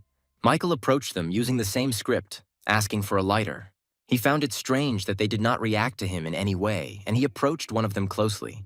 The boy realized they were dead when the bodies fell to the ground and a pool of blood began to appear around them. As he examined the body, he realized that he was not the only one who had gotten inside. Suddenly, a girl appeared behind him. Approaching him, she told him to be silent. Afterwards, she put a knife to his throat, adding that if he started playing tricks, he would die immediately. Without removing the blade, Alicia told him to turn to face her. Michael complied with her demand and, raising his hands in a conciliatory gesture, asked who she was. He noted that the girl was very nimble and careful, because he did not even notice her approach. Alicia replied that the guy should tell her his name first. He asked why he should do that. She looked at him for a few seconds. Then she moved behind him, aiming at his neck, saying that his life was in her hands. But the hero managed to protect his body before the blade pierced his neck, and with a smile asked why such thoughts suddenly settled in her head. Noticing the girl's stupor, he jumped away from her to a safe distance. She asked him, confused, what awakened ability he had that allowed him to block her attack. Michael replied that she didn't need this information at all, after which he attacked the girl. Alicia dodged his blade, jumping back. Once at a safe distance, she said that they would definitely see each other next time. Immediately after these words, the girl disappeared in a cloud of smoke. Michael reminded himself that his main objective was to destroy the camp, so there was no point in chasing after her. He adjusted his cloak and turned in the other direction. A few seconds later, there was an explosion behind him, through which the guy heard the voice of Alicia, who left him such a bright parting gift. The hero covered his face with his sleeve to avoid inhaling smoke. In the camp, everyone came to life and raised the alarm. Michael immediately contacted the girls, telling them that he had been exposed and that they needed to go to Plan B, then instructed them to run into an ambush in advance, and he would lure them there. Alice listened to him and agreed with the new plan. After finishing the conversation, she reported the information she had received to the others. Mina laughed happily, glad that it was finally time for her flare gun that Michael had given her. Having collected everything they needed, the girls headed to their truck. The hero, meanwhile, was running at full speed, leading his pursuers into a trap. Sometime later, he contacted Alice again, asking if everything was ready. She confirmed their readiness and said that there was no reason to worry. Mina was already looking forward to using her favorite flare gun. Linda was worried about the hero at that moment, praying that he would not be hurt. A minute later, Michael contacted them again, saying they could begin. As soon as their targets appeared in sight, the girls began active combat operations, getting rid of the enemies. One of the guys turned around to warn them that there were snipers here and they needed to retreat. Smiling, Mina said that there were more than just snipers here. Then she launched a projectile from her baby in their direction. The next second, there was a deafening explosion. Michael, who was watching this, said that if there was no law in this world, then he himself would become one. It is he who will decide what is right and what is wrong. After some time, the hero walked among dead bodies and small craters left by Mina's weapons. He stopped, distracted by a noise next to him. The happy girl lovingly hugged the rocket launcher, saying that the weapon he had given her was the best. On the other side, Linda came up to him and asked if everything was okay with him. He replied that everything was fine with him. Their conversation was interrupted by Alice, who reported that the two had managed to escape. Michael replied that they shouldn't worry about it because someone else would take care of them. His words were drowned out by an explosion ahead, which caught their attention. Alice watched with confusion, trying to figure out who it could be. Seeing the familiar figure of the girl leading the rescued hostages, the hero told his friend that they were not enemies. Coming closer, Layla thanked the guy for his help earlier and introduced herself, extending her hand in a friendly gesture. Michael nodded and turned around, telling Alice that they needed to get out of here. Layla watched the retreating figures for a few seconds. Having recovered from the shock, she called out to them. The guy turned around and asked what she wanted. The girl started from afar, saying that they had just survived such horrors and added that a crowd of zombies would probably arrive here soon, attracted by the explosions. He asked, looking bored, why he should care about her fears. With an embarrassed face, Layla replied that they were all weak girls and asked if they could stay with Michael. Rubbing his chin, he asked if she meant that he should take them under his protection. The girl replied that it was only for one night and that they would leave immediately at dawn. The hero shook his head from side to side, saying that he did not agree with her proposal. The girl looked at him in surprise. She expected a completely different answer. Her friends rushed to Layla's defense, accusing the guy of all sorts of sins. Smiling, he asked if the girls really wanted the hero to become their bodyguard for free. The girl became embarrassed again and asked what he wanted in return. Michael said he had two options. The first was that they would go their separate ways and take care of themselves. The second was that the girls would join his team and he would become their boss. Layla looked at him again in surprise. She assumed that he would ask her to sleep with him. A girl from the crowd noted that his team currently only had 4 people, which made it even more pathetic, and asked if he would be able to handle everything if they joined him. Michael replied that he and his friends had just destroyed this camp while the girls were being held hostage in this camp, which he thought was a pretty strong argument. The others fell silent, admitting that he was right. Suddenly, one girl appeared and said that combat power is indeed important. But there is another significant detail. May asked if the boy could feed them all. The other girls immediately ran up to her, showing how happy they were to see her. Holding Layla, she said that she was just heading to the camp to save them, but someone had already beaten her to it. Michael asked the new arrival who she was. Layla grabbed May's hand and replied that she was their adopted sister, the one they had always followed before. The hero looked at the group of girls appraisingly. He noticed that the overall strength of their group was quite good, and if he got them to join him, then his work in the future would become much easier. Breaking him out of his thoughts, May repeated her question about how exactly he was going to feed them all. After listening to her, the hero snapped the fingers of the hand on which his spatial ring was. Michael replied that it would not be difficult for him. At the same moment, many boxes of supplies began to appear on the ground. The girls watched what was happening with a range of emotions, from genuine joy to deep shock and disbelief. It was the first time in a long time that they had seen so much variety of food. The girls looked up from the boxes of supplies and stared at Michael.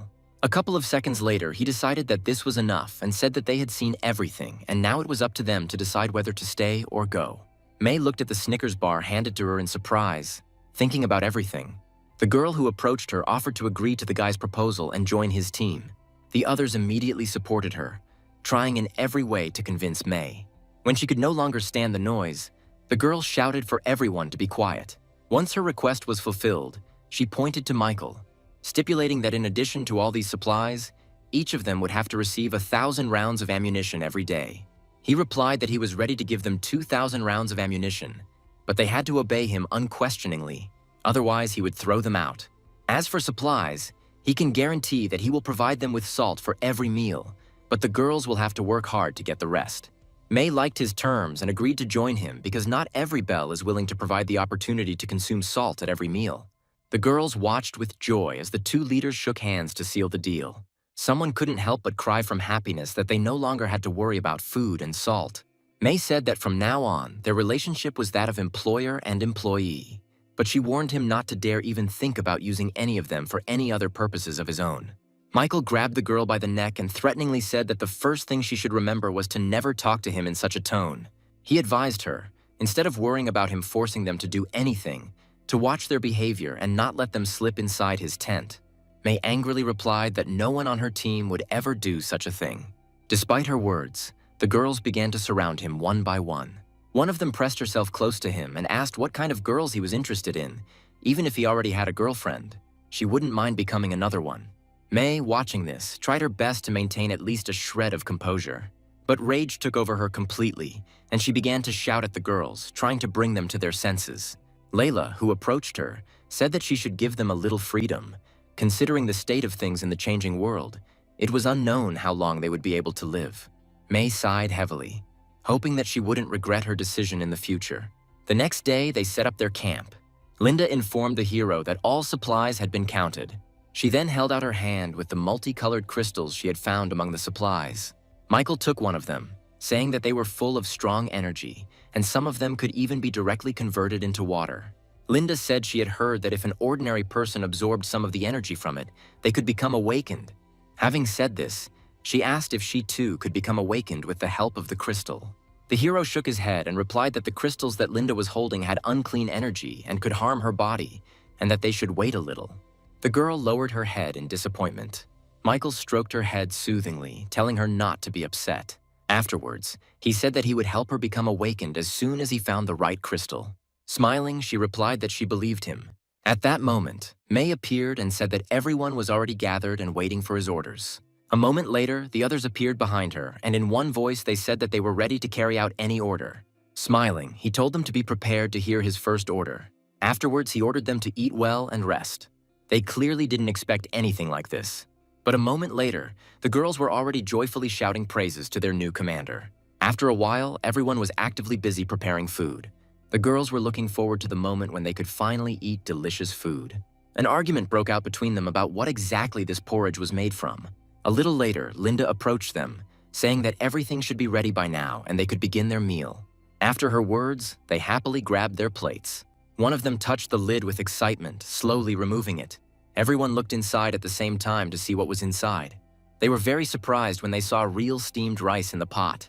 The girls almost cried with happiness, because only the city mayor could have such a diet. They haven't eaten anything like this since the apocalypse started.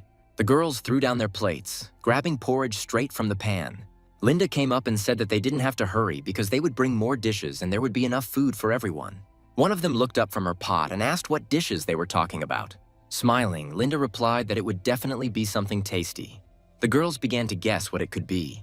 A few minutes later, Mina and Alice appeared, dragging another huge pot of food. As they approached the others, they stopped and finally placed the food on the ground. Alice removed the lid, saying that it was boiled cabbage with spices. The girls were surprised that Michael allowed them to use something expensive as a spice. They stood frozen in indecision, looking inside. Mina asked in confusion what they were waiting for, because if the food got cold, it wouldn't be as tasty. After her words, the girls lined up to get their portion of this dish. This dish reminded Claudia of her mother, who loved to cook cabbage rolls with peppers. She could hardly hold back her tears as she spoke about the tragic death of her mother. The other girls looked at her with sympathy. Linda, who was listening, also had tears in her eyes from understanding how much this unfortunate girl had to endure. She couldn't help but hug Claudia, trying to comfort her. The girl said that from this moment on, they are her new family. At this time, Michael was watching the camp from a mountain a little further away. Holding a cigarette in his hand, he wondered when the apocalypse would finally end. A few hours later, they arrived at the bridge again, overrun with zombies. The hero said that their first goal is to destroy the zombies on this bridge and get through it. After his words, the girls seemed worried. They were worried about so many enemies, and it would be very difficult to fight in such a terrain. Layla, who had come up, said that they would carry out his order. Deep down, she was sure that it would not be difficult to carry out this task together with Michael, who had single-handedly dealt with the entire camp.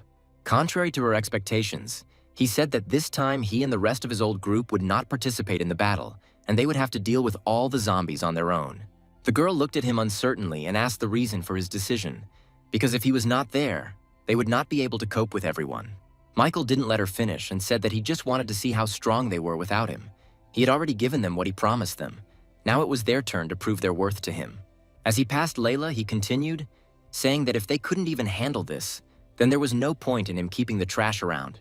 The girl asked in confusion how he could say such things about them. Standing nearby, May interrupted her, saying that Michael was absolutely right and she shouldn't throw a fit about it. She reminded her that there is no such thing as a free lunch and everything has a price. Layla looked down sadly, explaining that the guy's words sounded too rude and because of that she couldn't hold back. May patted her on the shoulder and said that he was the boss who paid her money for what she did, and she shouldn't care how he treated her. Afterwards, she shouted that it was just a bunch of dead people that they could easily deal with. Her motivational speech had an effect, and now everyone was filled with determination to go into battle. The girl then pointed to the approaching crowd, telling everyone to follow her. Linda worriedly asked Alice if everything would be okay with these girls. She replied that they did not have much fighting power and there was a possibility of getting injured or even dying. Michael, standing to the side, took out another cigarette. Inhaling the tobacco smoke, he said that in this world it is impossible not to suffer and not to die, so it is better to know the taste of suffering now than to suffer later, when the entire squad is completely destroyed. Mina, like the guy, lit a cigarette, standing next to him, and said that he was completely right. This is a world in which people die in countless numbers every day. Michael stared at the girl in bewilderment, dropping his cigarette somewhere on the ground. Coming to his senses, he snatched the cigarette from her mouth and said that children shouldn't smoke and that she shouldn't copy his bad habits. Mina was angered that he called her a child again. Meanwhile, the girls were actively fighting the monsters, and shots and explosions could be heard everywhere. Layla dealt with her enemies with confidence, keeping May's words in mind. Michael watched the efforts of his charges from above. May ordered her group to prepare grenades and throw them at the zombies on the front lines. They can't afford for the zombies to all gather together. Linda and Alice, who were watching with him, noticed that there were no casualties among them yet and no one was injured. The hero agreed with their words, saying that they were really doing a good job. At the same time, the giant zombie furiously threw all those attacking him in different directions. Layla watched this in horror. A moment later, he rushed towards them. The girl froze in panic. She realized that if they did not do something, a terrible end awaited them. May was shocked to see a mutant zombie here. At some point, he froze and let out a terrifying roar. Then he took off from the ground with lightning speed, disappearing from the place where he was a second ago. The zombie was intent on attacking its victims. When it hit the ground a few meters from the crouching group of girls, all the parked cars were thrown in different directions by a powerful stream of wind. The girls also failed to stay on their feet and were thrown back several meters. When it finally stopped, May pulled out a gun, saying that they should all shoot together to kill him. The next moment, everyone opened fire on her command. The zombie covered his head with his hands, hiding from the bullets. Michael watched this scene calmly. Linda began to worry about the girls. It was obvious that they would not be able to contain the mutant zombie. Mina, who decided not to miss such a wonderful opportunity, took out her baby and said that she would deal with the mutant with just a couple of shots. But the hero stopped her, causing her great displeasure. He explained that the explosions from her flare gun could cause the bridge to collapse. Alice asked if the guy was going to help them, but he said no. He wanted to see how things would go. Michael reminded her that May was also awakened. He was waiting for her to finally show what she was truly capable of. At the same time, Layla approached May and informed her that the zombies' defenses were too strong and they could not stop it without proper fire support. After listening to her, the girl replied that she would personally deal with this monster. After that, she stepped forward and activated her awakened ability, strengthening her body with the earth. She said that the others could take care of the other zombies for now, after which May rushed at the enemy. The mutant zombie extended his fist forward to strike. The next moment, their fists collided. From the clash of their forces, strong gusts of wind were carried in all directions. When everything died down, the zombie stood in a deep crater, and the girl jumped away from him to a safe distance. She was forced to admit that the monster was too strong. Without giving her a chance to catch his breath, the mutant attacked her again. May had no choice but to gather her last strength into a fist to repel the blow. The moment their fists met, streams of wind again spread out from them, sweeping away everything in their path. But at some point, the zombies got the better of him. May flew back several meters. Her blows only did minor damage to the zombies. When the dust began to settle on the ground, a girl appeared, trembling from fatigue and pain. She coughed up blood for a few seconds. May didn't understand why this mutant had such a strong advantage in strength over ordinary zombies. The enemy took another swing at her. Layla watched this terrible scene with a sinking heart. Linda also began to worry greatly about May. Michael jumped up from his seat to save the girl from certain death. A few moments later, the zombie's impact sent clouds of dust flying again. The entire view to the bridge was obscured. When Layla heard someone suggest that May might be dead, she began screaming at them to shut up, unable to contain her emotions. The other girls tried to stop her as she, armed with a grenade, headed towards the battlefield to save her commander. When a silhouette emerged from the dust, one of the girls pointed in that direction, saying that May had survived. Michael made it in time and was now holding the exhausted girl in his arms. She asked why he was here, since he said he wasn't going to help them.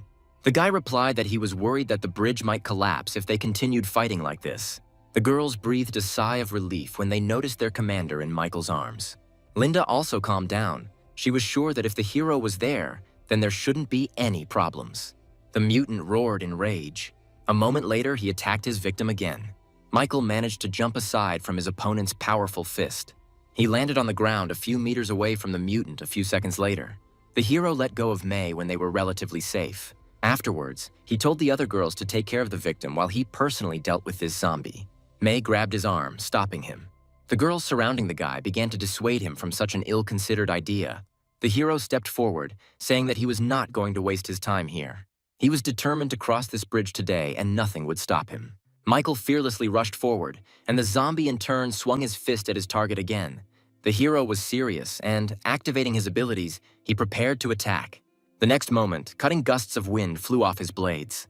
The mutant zombie was unable to withstand such a powerful attack and was seriously injured. Unable to do anything, he flew several meters in the air. After that, he fell face down on the ground. Michael returned to the girls, saying that the zombie had been eliminated, and the girls only had to deal with the smaller zombies as quickly as possible. They were shocked that May almost died in a fight with this mutant, but he did not withstand even one blow from Michael. The girl thought that the only thing that distinguished her from this guy was the smaller amount of resources. She realized that she was very wrong. There was simply an insurmountable gap between their fighting skills. When the hero noticed that the girls did not even move after his order, he asked why they were still there when they were ordered to immediately get rid of the remaining enemies.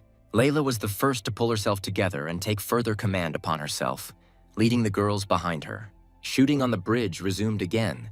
Gradually, there were more and more zombie corpses. Michael, who had returned to his role as an observer, told the girls to scatter the corpses among the cars so that nothing would hinder their passage. Lighting another cigarette, he thought about how after they crossed this bridge, they would have to travel several hundred more kilometers to finally reach the research laboratory. May approached him and apologetically said that they had failed to complete the task set for them, and if he wanted to terminate their contract, she would not object. Smiling, he handed the girl a piece of paper with contents unknown to her. Taking the paper in her hand, May asked if this was confirmation of the end of their cooperation. But when she read the 10-year employment contract offered to her, she froze in amazement with tears in her eyes. She asked why he offered them something like that. Michael replied that they had passed his test. A few hours later, the sun began to sink lower and lower over the horizon. Zombies were scurrying around the city. They moved steadily towards their victims. As soon as Michael's team came across them, bullets immediately started flying from their pistols. The truck raced through the streets, destroying zombies one after another. In another part of the city, zombie bodies were also actively falling to the ground. As soon as this place was secured, they headed to the gathering point. Upon returning, May told Layla to take a couple of people with her and thoroughly inspect the city to make sure there were no more monsters here, after which she should send a few to stand guard over the city. After listening to her commander's order, the girl said that she would do everything and went to gather people. Immediately after this, she told Michael that they had made great progress and were now literally several thousand kilometers from the city of N. She wondered where they were heading and what they would do if they encountered a large group of zombies again. The guy studying the map replied that they would find out everything when the time came. After answering her question, he asked her to gather everyone after dinner. He wanted to say something. May was irritated by his attitude. Linda, noticing the girl's condition, approached her, telling her that she shouldn't worry because Michael is not the type to achieve his goal at the cost of the lives of his team members. May sighed heavily after her words. She said she was worried that as they traveled longer distances, the risk of encountering various types of danger became higher. The hero returned to the truck. He thought that having passed this city, they would reach the village of tigers, after which they would finally reach the research laboratory. The guy was worried that there were more than 1,000 zombies and several dozen mutant zombies at the pass in front of the village. It was there that he lost a good half of his elite soldiers in the past. Throwing his head back, he decided he needed to find another way. Suddenly there was a noise outside. Sent on reconnaissance, Layla came running back shouting that she had urgent news. A worried May asked what happened. The girl began to tell that they noticed a large group of zombies near the city. Their total number is more than 20,000, which includes mutant zombies. May was shocked by what she heard and said that she would immediately inform Michael about it. But he was already approaching them, telling her that he was already aware of everything that was happening. The hero did not understand why the number of zombies was increasing so sharply, especially since in his past they were much further from this city. May said that it was too dangerous here and they needed to find another place to stop immediately. The hero replied that they could leave today, but return here tomorrow. He intended to get to the right place, breaking through this whole crowd. The girls looked at him in horror after he said this. May asked if he was joking because there were thousands of zombies there, with whom they would definitely not be able to cope and would simply die. Michael looked at her warningly, asking which of them was in charge here. She said that she knew that he was the boss here, but that didn't give him the right to send them to certain death.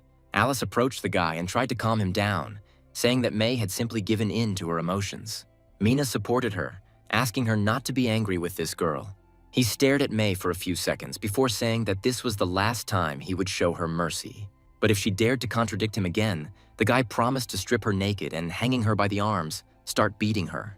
Resigned to the fact that they would inevitably encounter zombies, she asked him what his plan was, saying that they were too few for anything like that, and their cars would be destroyed by zombies. He pulled out a rolled-up piece of paper and said he was sure of what he was doing. Then he handed the paper to May, saying that they needed to re-equip the machines according to this drawing. After that, the zombies would not be able to stop them. The girl unfolded the drawing doubtfully. However, when she saw the contents, she was very surprised. The girls couldn't even imagine that it was possible to convert their cars in such a way. They looked at Michael with admiration, asking where he got these plans. The guy replied that it wasn't that important. Now they needed to prepare the materials and start the refurbishment. May said that these blueprints are really good. They can even convert the truck discovered a few days ago and use it as a vanguard. After a pause, she continued, saying that the truck driver would be in great danger. Michael nodded, confirming her train of thought, which was exactly what he wanted to tell them. The hero said he needed a fearless warrior who would clear the road in an upgraded truck. Panic began to rise among the girls. They were fully aware of the danger hanging over them. May stood to the side, weighing the pros and cons. A moment later, she shouted for everyone to be quiet. She stepped forward, saying that those who would undermine the morale of the entire squad would be immediately expelled. The hero, who was watching this, thought that although she sometimes contradicted him, at such moments she was very useful. The girl offered to become a truck driver herself, but the guy replied that she was a combat commander, and if she became a driver, they would suffer losses. May tried to object, but Layla beat her to it, offering her candidacy for the driver's seat. The commander immediately objected, explaining that the girl was not that strong in battle, and if she was surrounded by zombies, she would not even be able to defend herself. Layla argued that her driving skills were the best in the squad. Michael watched their argument. When his patience began to reach a critical minimum, he intervened, trying to calm the girls down. He said that Layla would be the one driving the truck. He would help clear the way by sitting on the roof of the car, and May would be in charge of coordinating the fighting. Afterwards, he took out the crystals, saying that he would give them to the driver as a reward. If she died in battle, he would give an additional 5 crystals to those she would name now. But the girl refused, saying that there was no need for it. If he had not saved her that day, she would have been dead long ago. Michael didn't listen to the end of her revelation and simply handed her the crystals. The other girls were amazed that he decided to give something like that as a reward. Hearing their conversations, the hero said that he would not allow his team members to die in vain, but they must work off everything he gives them as a reward. Those who want to get something for free can immediately leave his squad.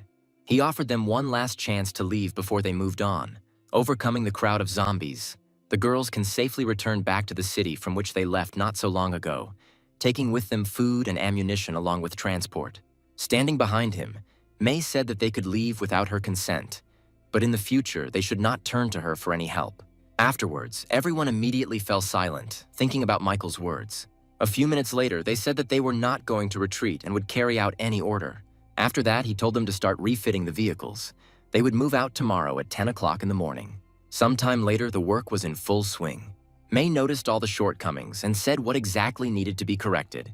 One of the girls said that this time it was May herself who made a mistake, because the installation of this part should be different. But Claudia, standing next to her, objected, saying that she could not be mistaken because the commander was supervising them strictly according to the description. May tried to look at the drawing again and check if she could have made a mistake, but the noise from their arguments was distracting her greatly, and the girl asked them to shut up. Otherwise, they would do the refurbishment themselves without her participation. After her words, they began to say that they could not do it themselves and did not understand the drawing at all. When one of the girls suggested asking Michael for help, May said that he would not solve all their problems if they were not able to cope with the task on their own. There would be no reason for him to keep someone so useless around. The hero, who came up from behind, told her to stop blaming them while she was holding the drawing the wrong way. Afterwards, he took the paper from her, saying that he would take care of it himself. The other girls started laughing at her, causing her to blush with embarrassment.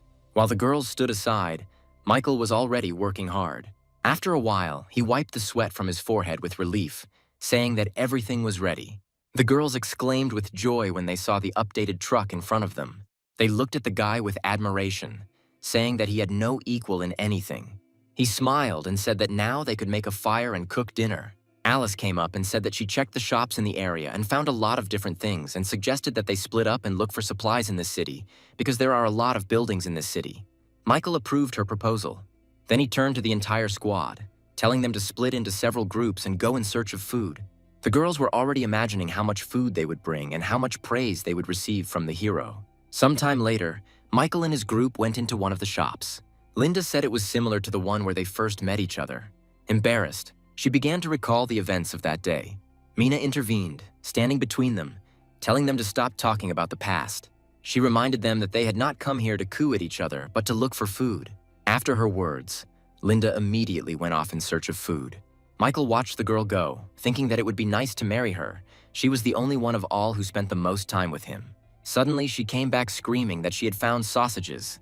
She was surrounded by Mina and Alice, who couldn't believe that they had actually managed to find something like this.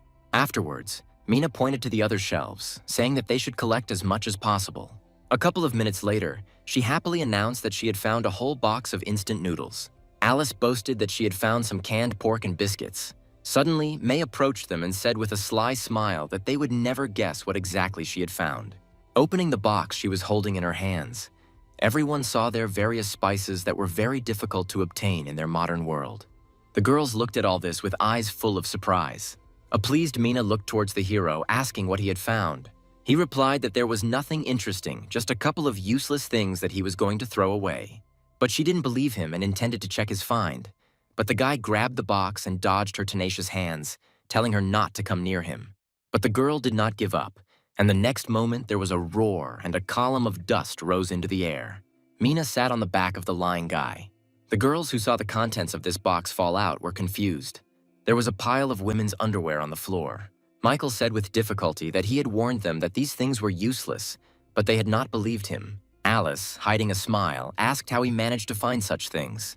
Mina, however, came forward, calling the hero a pervert and accusing him of having impure intentions towards her. He couldn't help but slap her on the back of the head, saying that she was just a child and there could be no talk of any intentions. Linda intervened and saved the girl, reminding her that they needed to continue searching for food. After a while, everyone moved on to search other stores in their area. Linda, who had fallen behind, turned to look at the box left there. Every now and then, her thoughts returned to the lingerie that had interested Michael. The girl decided to take a few things from there, hoping that someday in the future she would have a chance to surprise the guy. She didn't immediately notice someone else's presence. The girls sitting by the box looked at each other in surprise. Feeling awkward, they both said that they were giving in to each other, letting each other choose first. Exchanging glances, they again simultaneously said that they would keep this secret only between them. A few hours later, everyone returned to camp. They were glad that there was plenty of food in this city and that they would be able to eat well today. One of the girls opened the box with surprise and wondered why there was underwear in this box, and such sexy underwear at that. Layla came up to her and, putting her finger to her lips, said that this was their boss's taste. She brought this box here because Michael himself was embarrassed to admit it openly. The girl standing next to her suggested that she put it on and try to seduce him. Their conversation was interrupted by the announcement that dinner was ready, after which everyone ran up to Alice and Linda. When they were told that today there would be noodles with ham, the girls looked into the pot in disbelief that they would be eating meat. Afterwards, Michael came out to them and said that he had found something good. Mina asked with displeasure if there were new sets of underwear inside. The hero looked at her with irritation, telling her to shut up. Afterwards, he took out a bottle of wine, saying that he found it in one of the cellars. They could warm up a little by drinking a little. Doubting his proposal, May said that they still had to fight zombies and drinking alcohol was not the best idea in this situation. Michael said that there weren't that many bottles here. Everyone would get a little bit of everything, and by morning everyone would have time to sober up. May could only agree with him, but she warned the girls not to get too drunk. For a while, everyone had a good time pouring drinks for each other. Michael sat alone, tormented by not the most rosy thoughts. He understood that tomorrow many might not survive, so he gave them the opportunity to relax today. Suddenly, someone approached him, tearing him away from his thoughts. Layla sat down next to him and pressed herself against his hand, saying that he had done so much for her, and the only way she could repay him was to devote herself to him. The hero looked at the girl and said that she was drunk, but she replied that she was as sober as a judge and just wanted to spend an unforgettable night with him. At that moment, an angry May appeared and asked what they were doing there. Layla pulled away from the guy, saying that they were just chatting, while Michael breathed a sigh of relief, happy to be saved by the girl who had arrived. May was silent for a few seconds, still looming over the couple. Afterwards, she hugged the hero, asking how Layla dared to take him for herself and suggested that they all have fun together. A shocked Michael tried to pull the girl away from him, asking what was going on. Layla replied that her commander gets drunk from just one sip of wine. Suddenly, she went limp in his arms and began to mumble incoherent things in her sleep.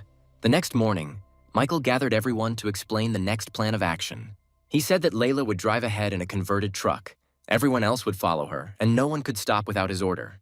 Then he turned to May, saying that while he would sit on the roof of the truck and help, she would command everyone else.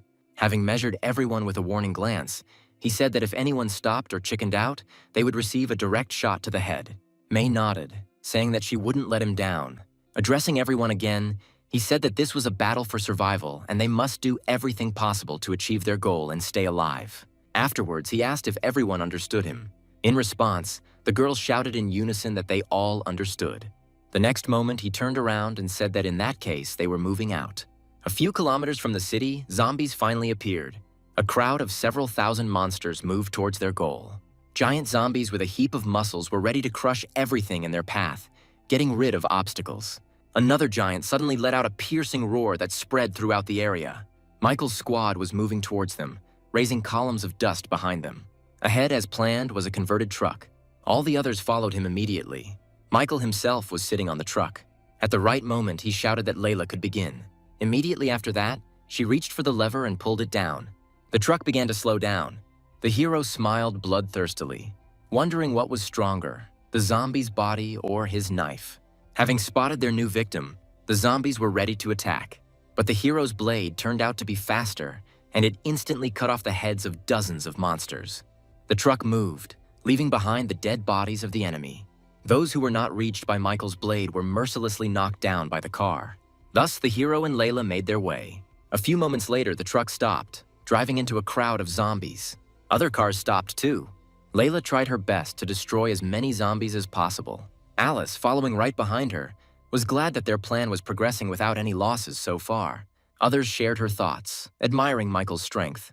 But a moment later, May climbed out of her car window, telling everyone except the drivers to start killing zombies. Immediately after her words, everyone began to move into active action. Thanks to the cannons built into the vehicles, they were able to attack from a safe distance.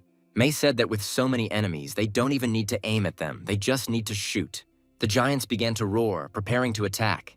Those closest to the truck rushed forward to remove the obstacle. Michael was already prepared for their attack and was waiting for the right moment. An excited Layla shouted that mutant zombies were approaching them. The hero told her to resume moving and move only forward and activated his ability. He then pushed off the roof, leaving deep cracks on the surface.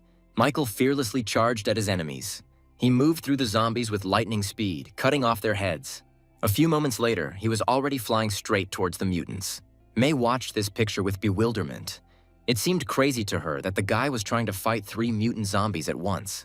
She hoped until the very end that the guy would come to his senses and stop at the last moment. The next moment, the mutants attacked him. Michael himself was determined and had no intention of backing down. He activated his abilities just as the zombies' claws were about to reach him. Having collected enough energy, the hero used the air blade. The body of the first monster began to be covered with cuts from the technique used by the guy. The mutant zombie, located a little further away, also received significant damage. The last one suffered the same fate as the other 2. Michael stood there breathing heavily. This technique had taken a lot of his strength. A second later, the zombies let out a death roar, after which they began to fall apart in front of him. To everyone's surprise, the guy actually managed to defeat 3 mutant zombies on his own. It was the first time the girls had seen such a strong ability in an awakened one. Claudia, who was driving, said following him was the best decision they had ever made. At the same time, Michael continued to clear the road, destroying small zombies. Sweating profusely, he shouted for the others to speed up. After his words, the girl immediately switched the handbrake to another position. Layla was determined to do her best. The truck accelerated and began to crush the obstructing zombies. At this time, the hero made his way into the thick of the crowd, getting rid of the zombies. As he cut down another enemy, he noted that they should have already overcome more than half of this endless crowd. The guy was sure that in just a little while they would finally get out of here. He suddenly turned around and froze in horror. A mutant zombie was flying from the mountain straight towards the truck. His impact on the surface caused the car to flip over and fly several meters away. As the dust settled back on the ground, Michael approached the zombie that had suddenly appeared. Noticing the overturned truck, he stopped. The injured Layla used her last strength to pronounce his name. The hero stood there, unable to move. He couldn't believe that this had really happened. Other cars also stopped. The girls were going to help the girl. But Michael shouted that they should not dare to stop and, changing formation, continued moving forward. He ordered Mina to clear the way with the flare gun, while the guy would save Layla on his own. May, with tears in her eyes, told them to obey his orders. If anyone dared to disobey, she would personally shoot them. After this, the cars started moving again. The girls trusted Michael and, holding back tears of bitterness, got rid of the zombies. A few moments later, the last truck rushed past the hero who was left alone with the mutant. Pulling ahead, Mina opened the hatch of her car, handing over control to her partner. Once outside, she smiled and aimed her flare gun at the enemies. The next moment, she pulled the trigger. Immediately after this, a powerful charge flew out. The resulting explosion destroyed zombies within a radius of several kilometers. The girl was pleased with the result. She regretted that she was not strong enough to use this weapon more often than she would have liked. The girls managed to move on. Alice hoped that Michael would manage to get out alive with Layla. At the same time, the hero rushed at the mutant. The zombie didn't move, looming like a rock over the enraged guy who was rapidly closing the distance between them. The hero gathered his last strength and used the windsword again. It was difficult for him to control his emotions when his comrade was once again on the brink of life and death. Having finished with the mutant, he ran to the truck to check on the girl's condition. She was still conscious and told the guy to run away from here, leaving her because she could no longer feel her legs. Layla extended her trembling hand towards him. Touching his face, she said that if the world had not ended, then perhaps they could be together. Afterwards, her hand fell powerlessly to the ground. He screamed her name with tears in his eyes, hoping that the girl would regain consciousness. Failing to achieve this, he began to pull her out of the truck. Michael couldn't let her die like this. Half an hour later, the sun gradually sank behind the mountains, giving us the opportunity to enjoy the last rays. The crowd of remaining zombies inevitably approached the lying truck. Michael, with great effort, managed to pull the girl out. After activating his abilities, he moved towards the zombies with Layla in his arms. By morning, the girls finally reached the tiger village. Once inside, Linda got out of the car and began to look around. Others were worried that the hero was still missing. Some have speculated that he may have died while facing a horde of zombies alone. A sudden cry attracted everyone's attention. Linda said with tears in her eyes that Michael could not have died. He and Layla were fine. Afterwards, she headed towards the truck, saying that she would go and look for them on her own. Alice, who was standing next to her, grabbed her hand, stopping her. She said she would die if she went there. Linda pulled her hand away, screaming that she had to find Michael at any cost. The girl said that if something happened to him, she would not be able to live on. Alice froze when she heard her words. After this, the other girls supported Linda, saying that they would also go on a search. They began to hope that the hero might still be alive. May ordered everyone to get into their cars, and they would immediately set off to look for him. She was sure that they would all end if Michael died. Mina, standing on the truck, looked into the distance and suddenly told the girls to stop. She thought she saw someone approaching them. The girl pointed somewhere into the distance, where the outlines of two figures were visible. A few minutes later, everyone saw a battered Michael carrying Layla in his arms. The girls couldn't believe their eyes. May froze with tears in her eyes as she watched the guy approach. The guy slowly lowered the unconscious girl to the ground under the surprised looks of his squad members. Immediately after this, Linda ran up to the hero, hugging him. He pushed her away from him, saying that he was fine. There was something more important right now. May came up and asked about Layla's condition. Michael replied that several pieces of glass had hit her and the girl had lost a lot of blood, and that she urgently needed help. One of the girls raised her hand, saying she could help. Nana came forward and said that she used to be a medical student. May turned to her, asking her to save Layla.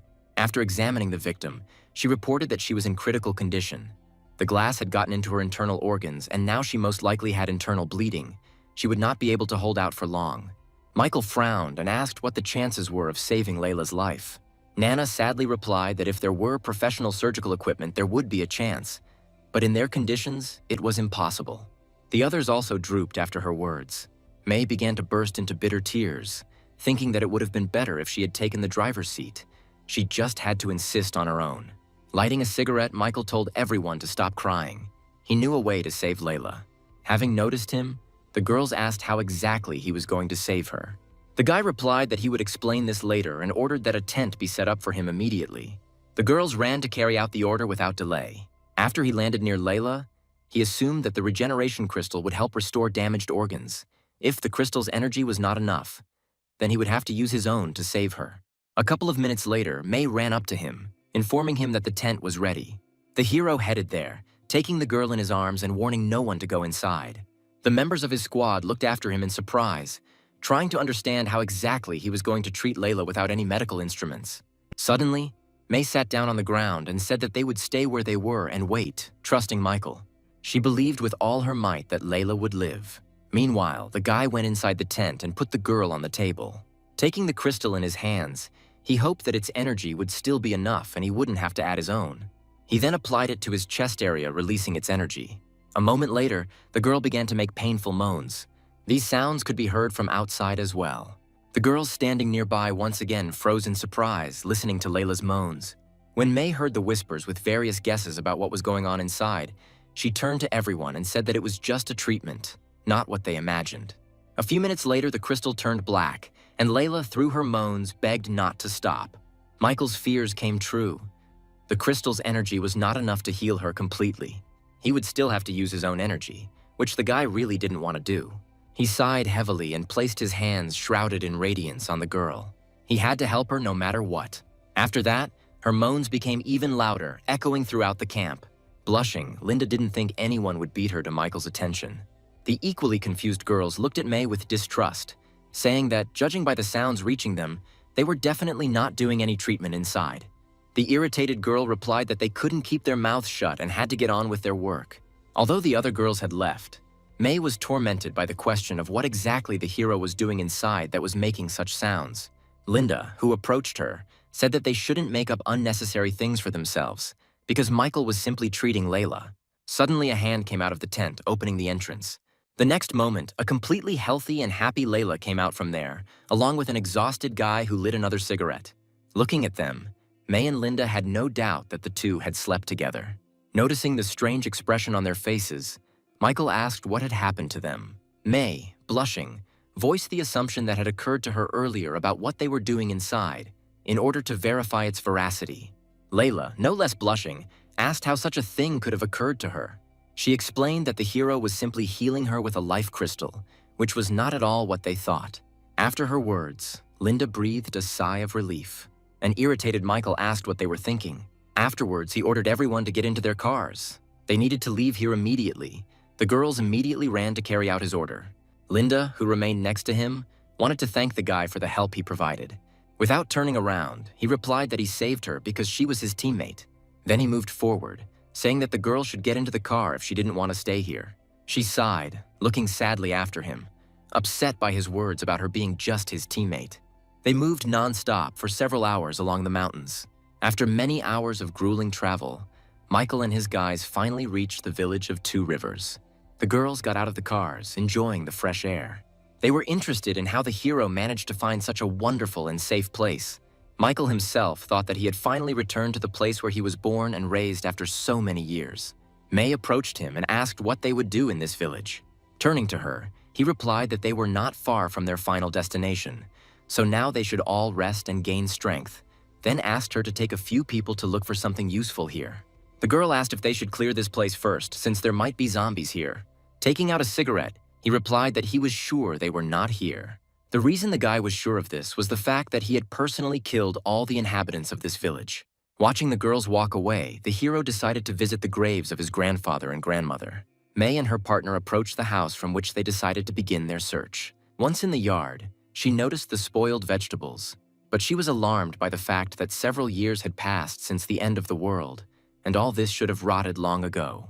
Looking at the front door of the house, the girl assumed that someone had lived here after the apocalypse. She opened the door wider, stepping carefully into the room. As she approached the table, May noticed that there wasn't much dust here and that someone had lived here not long ago. She took the diary lying there, hoping to find out information about its owner. May opened the entry from September 2020, which described how the diary owner's grandfather had become seriously ill and the boy had gone to the mountain to collect rare herbs. The next entry was a month later, and it said that the boy's grandparents had passed away the previous night. The next page was written in the 32nd year. The girl did not understand how this diary was written several years before. She began to leaf through the diary more actively. Suddenly, May noticed something that caught her attention. At the very bottom of the open page, she read that it was written a year after the end of the world by Michael. The surprised girl didn't even notice someone approaching from behind. She was sure that this diary belonged to their boss. Now she was worried about who exactly he wanted to kill so desperately. The hero's voice, heard behind her, brought the girl back to reality. May turned around in fear, hiding the diary behind her back, and asked what he was doing here. The guy stepped forward and grabbed her hand, lifting it up along with the diary. He asked if she had read the contents. May looked down and replied that she had read only a little. She didn't know that this thing belonged to him. Without holding back his emotions, Michael asked why she read it. He grabbed her by the throat and pushed her against the wall, saying that no one had given her permission to touch anyone's personal things. Gasping for breath, she began to repent of what she had done. When she was almost out of air, her voice became weaker. Michael came to his senses, realizing that he was about to kill her. He loosened his grip, allowing the girl to sink to the floor. The hero took the diary, apologizing for giving in to a burst of emotion. The guy headed towards the exit. The girl shouted apologies after him. Turning around, the guy said that she should keep quiet about what happened. As May struggled to her feet, she thought about how Michael had a rather complicated past. Sometime later, the guy climbed the mountain. He thought about his fallen comrades with whom he fought shoulder to shoulder. The only thing left of them are old graves with wooden plaques. The hero took out a lighter and, having decided something for himself, lit a fire. He decided to get rid of the diary with his painful past. Michael vowed to survive for the sake of his fallen comrades at any cost. Suddenly, someone approached him from behind. Noticing the presence of someone else, he took out his blade, asking who was there. It turned out to be a girl from his squad. Anna said that she saw him climbing the mountain and followed him because she was worried that something might happen to the guy. Lowering his weapon, he replied that everything was fine and the girl could go back. As he turned around, Anna grabbed his hand, saying that all these days they had been very happy thanks to him, and she would like to repay the guy properly for this. Michael pulled his hand away and replied that they would talk about everything when they returned to camp. It was not safe here. She stood in place, looking at the heroes retreating back. The girl did not understand why he did not give in to temptation, because she even used the perfume she had found earlier. Suddenly, a wild boar appeared behind her. The girl fell to the ground in fear and began calling Michael for help. As the animal was about to pounce on her, she closed her eyes in horror. The guy made it at the last moment, saving the girl. A moment later, the boar fell dead to the ground. The hero told the girl not to use this perfume anymore because zombie animals have a heightened sense of smell, and the smell of perfume only provokes them. Then he ordered her to go get someone, and they carried the dead carcass to the camp. That evening, everyone had a feast, preparing a variety of meat dishes.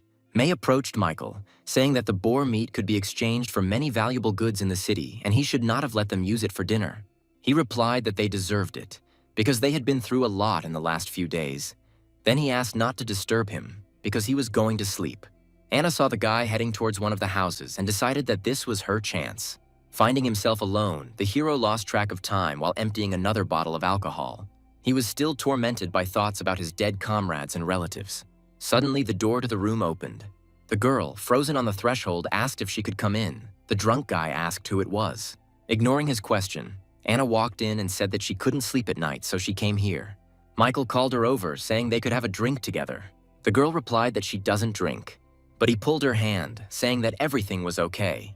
Having seated Anna on his lap, the hero said that he had never drunk before either, and that the girl should just try it to get used to the taste of alcohol. Blushing, she replied that she was too hot to be in his arms. He looked at her for a few seconds. Then he laid the girl on the bed, hovering over her and saying that in that case he could help her undress. Sometime later, a sober Michael was nervously smoking a cigarette. He realized that he had made a mistake under the influence of alcohol. The girl woke up and hugged him around the neck, asking if she was now his girlfriend. Michael pulled away and stood up, replying that it was too late and she had better go back. Afterwards, he threw a crystal on the bed, saying that with this, Anna would be able to buy many things in the city. She asks him with displeasure what he means by this action. The guy replied that he was very sorry, he was drunk, but he didn't want a relationship. And looking at her, he continued, telling her to accept the crystal as compensation. If it was not enough for her, then he could give more. Anna jumped out of bed and in a fit of rage threw the stone on the floor, breaking it. With tears in her eyes, she said that she did not need any crystals. She had never met anyone before that evening. After her words, the hero turned to her again. He apologized, saying that he couldn't get a girlfriend right now and handed her a few more crystals, saying that he could give them to someone else if he wanted. Anna threw all the stones aside, saying that she didn't need anything from him. Afterwards, she ran out into the street. Michael thought that she shouldn't blame him for what happened, because in the modern world, everyone is ruthless towards each other. The upset girl ran deep into the mountains. Anna shed tears, accusing the guy of treating her in the most disgusting way. She didn't want to see him anymore and decided to leave his squad. Suddenly, she was attracted by someone's screams. Anna stood up from her seat and headed towards the sounds, asking who was there. Claudia ran out to her, asking why the girl wasn't sleeping in the middle of the night. She was surprised to see only her and asked who Claudia had just talked to. because she had definitely seen two silhouettes, but she attributed it to the fact that the girl was too tired and it might have seemed to her.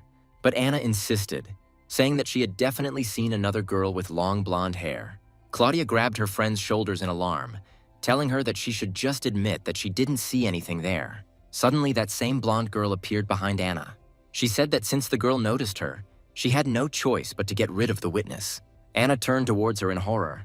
The next morning, May told Michael that one of the girls was missing. He asked excitedly who was missing. When the boy heard that Anna was missing, he asked if any details were known regarding the missing person. May replied that the reason was unknown, but one of the girls saw her running away with tears in her eyes the night before, and she told her that she was going to return to the city where they had started their journey. The hero said with bewilderment that she alone would not be able to break through the crowd of zombies, not to mention the distance. May found it strange that the guy was so worried about Anna since they had hardly communicated before. Michael told the girl to stay here with the others, and he would take the car and try to get Anna back. May tried to stop him, saying that Anna had taken one of the cars last night and should be hundreds of kilometers away by now.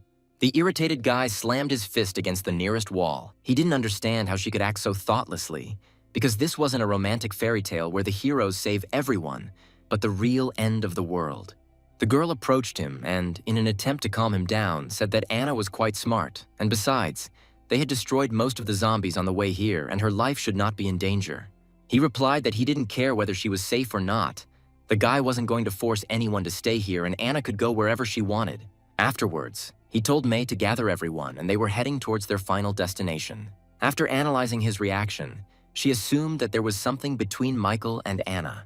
Several hours later, they were moving through dense forest. Due to the lack of a road, Michael's squad had to leave their cars and continue on foot. When they came out into the clearing, the hero looked around and referring to his memories, he found the necessary mountain, having climbed which one can see the research institute. The hero noticed how the fog gradually began to thicken. May approached him, saying that they should stay close to each other, otherwise someone might get lost. Afterwards, he looked around and noticed that the girls were indeed staying in groups too far from each other. He was alarmed by what was happening. Nothing like this had happened last time. Michael shouted for everyone to get as close to each other as possible. If they noticed anything strange, they should report it immediately. Alice approached and reported that she felt a powerful energy ahead, but it did not look like a zombie at all. May suggested going back, but he replied that they could not return after such a long journey. The guy remembered that there were toxic miasmas here, but they did not pose a serious danger. Apart from them, they had nothing to fear here. Having thought everything over, the hero said that May and Alice would go with him. The rest should stay here. As he and the girls walked further, an impenetrable fog surrounded them. Michael asked if Alice still felt that energy. She replied that the energy became fuzzy, disappearing and appearing and being everywhere at once. After listening to her, the hero said that this time their enemy was not an easy one and they needed to be very careful. Then he turned to May, asking if she had found anything. But the girl who had just been standing next to him disappeared. Michael turned to Alice, asking her to locate May, but she too was missing. He was left alone in the middle of a thick fog. Deciding that the enemy was somewhere nearby, the guy took out his weapon, preparing to attack the unknown as soon as he showed himself. He was sure that this fog was caused by the enemy's ability. Meanwhile, May found herself completely alone, not noticing where her companions had disappeared to. She looked around, hoping that Michael and Alice were somewhere nearby. The girl became alert when she heard quiet steps from the other side. May turned around, hoping it was someone from her team, but her expectations were dashed the next moment. A large white deer emerged from the fog. He looked straight into her eyes with his blood-red eyes. The girl froze, afraid to move. Her sixth sense screamed at her about the danger lurking in this unusual animal. Alice tried to use her abilities to find the others, but because of the fog, all her attempts failed. Suddenly, she felt a strange presence behind her. When she turned around, she saw two bright red rubies looking at her from the fog. The girl tried to understand what was happening, but the next moment, a deer came out to her. After analyzing what happened, Michael suggested that the fog might be interfering with his ability to see, hear, and smell. He had to find the one who used this technique, otherwise his companions could be in danger. However, what he saw in front of him the next moment surprised him. A white deer came out to him, engulfed in a scarlet light, the same as his eyes. Michael decided not to act recklessly in attacking the creature. However, a few seconds later, his consciousness was taken under control. The hero threw all his weapons on the ground. He slowly began to approach the deer, attracted by the beautiful light emanating from the animal. The deer itself stood motionless, patiently waiting for the prey to approach it. A moment later, he opened his mouth, intending to bite the boy. But Michael dodged and grabbed him by the horns. It was not difficult for the hero to throw off the animal's control. It was the first time he had seen zombie animals possess such abilities. The animal tried to escape from the guy's grip. Michael noted that although the deer had mutated, he remained physically weak. The next moment, the guy attacked the animal with his blade. Immediately after this, the fog cleared a little. Michael assumed that there must be other mutated deer nearby. He began to move deeper. The boy noticed that although the fog prevented him from feeling, he could feel the sound reflecting off the ground. So the hero decided to use vibration to detect all enemies. His idea worked, and the guy managed to find the enemy's location. He went there immediately. At the same time, Alice, just like Michael earlier, succumbed to mind control and approached the monster. Suddenly, she felt a vibration. The girl came to consciousness, not understanding what was happening here. The deer did not want to let go of his victim and opened his mouth, attacking the girl. Alice recoiled, overcome with horror. Michael, who appeared at the last moment, stabbed the animal to death, saving the girl. Then he turned around and asked if she was okay. Alice replied that she was fine, but May was in danger and they had to help her as soon as possible. He smiled and said that May had the ability of stone skin, and these deer would not be able to do anything to her. Confirming his words, the next moment a girl came out to them, happily saying that they would have venison for dinner that day. Alice and the hero looked in surprise towards the approaching May. She actively talked about how the monster tried to bite her, but because of her ability, it was unable to do so. Then she simply beat the animal to death. Michael praised the girl for being able to cope on her own. Several hours later, when the sun was already beginning to disappear behind the horizon, they finally climbed the mountain from where the city was visible. To the hero's surprise, there was no poisonous air this time, which made his task much easier. One of the tall structures with a crystal on top was surrounded by thousands of zombies. May pointed to the building and asked if it was the place Michael had wanted to go to so badly. He nodded. The hero assumed that there must be some secret stored inside. He would be able to find out who and why sent him into the past for a short moment. The guy ordered the girls to call everyone else here. They must get inside that building at any cost. Sometime later, Michael's squad began to actively destroy zombies. Deafening explosions were heard everywhere. The vehicles moved forward unhindered towards their destination. Mina was glad that she finally got to have some fun with her flare gun. May, who followed her, commanded the other girls. The hero said that they can leave those zombies that are ahead for him. Afterwards, he took out his blades, gathering energy. The next moment, he jumped up from his seat. Michael flew at lightning speed over dozens of corpses, moving towards his opponents. The hero easily made his way through this crowd. Alice shouted happily that Michael had cleared the way for them and they could move on. Sometime later, they managed to get closer to the institute. They stopped at the main entrance to the building. May shouted that while the hero, Linda, and Alice explored the building, she and the others would deal with the remaining zombies outside. Michael told them to be careful and to hide inside the building if there was danger. Once inside, the hero and his companions discovered a huge crystal.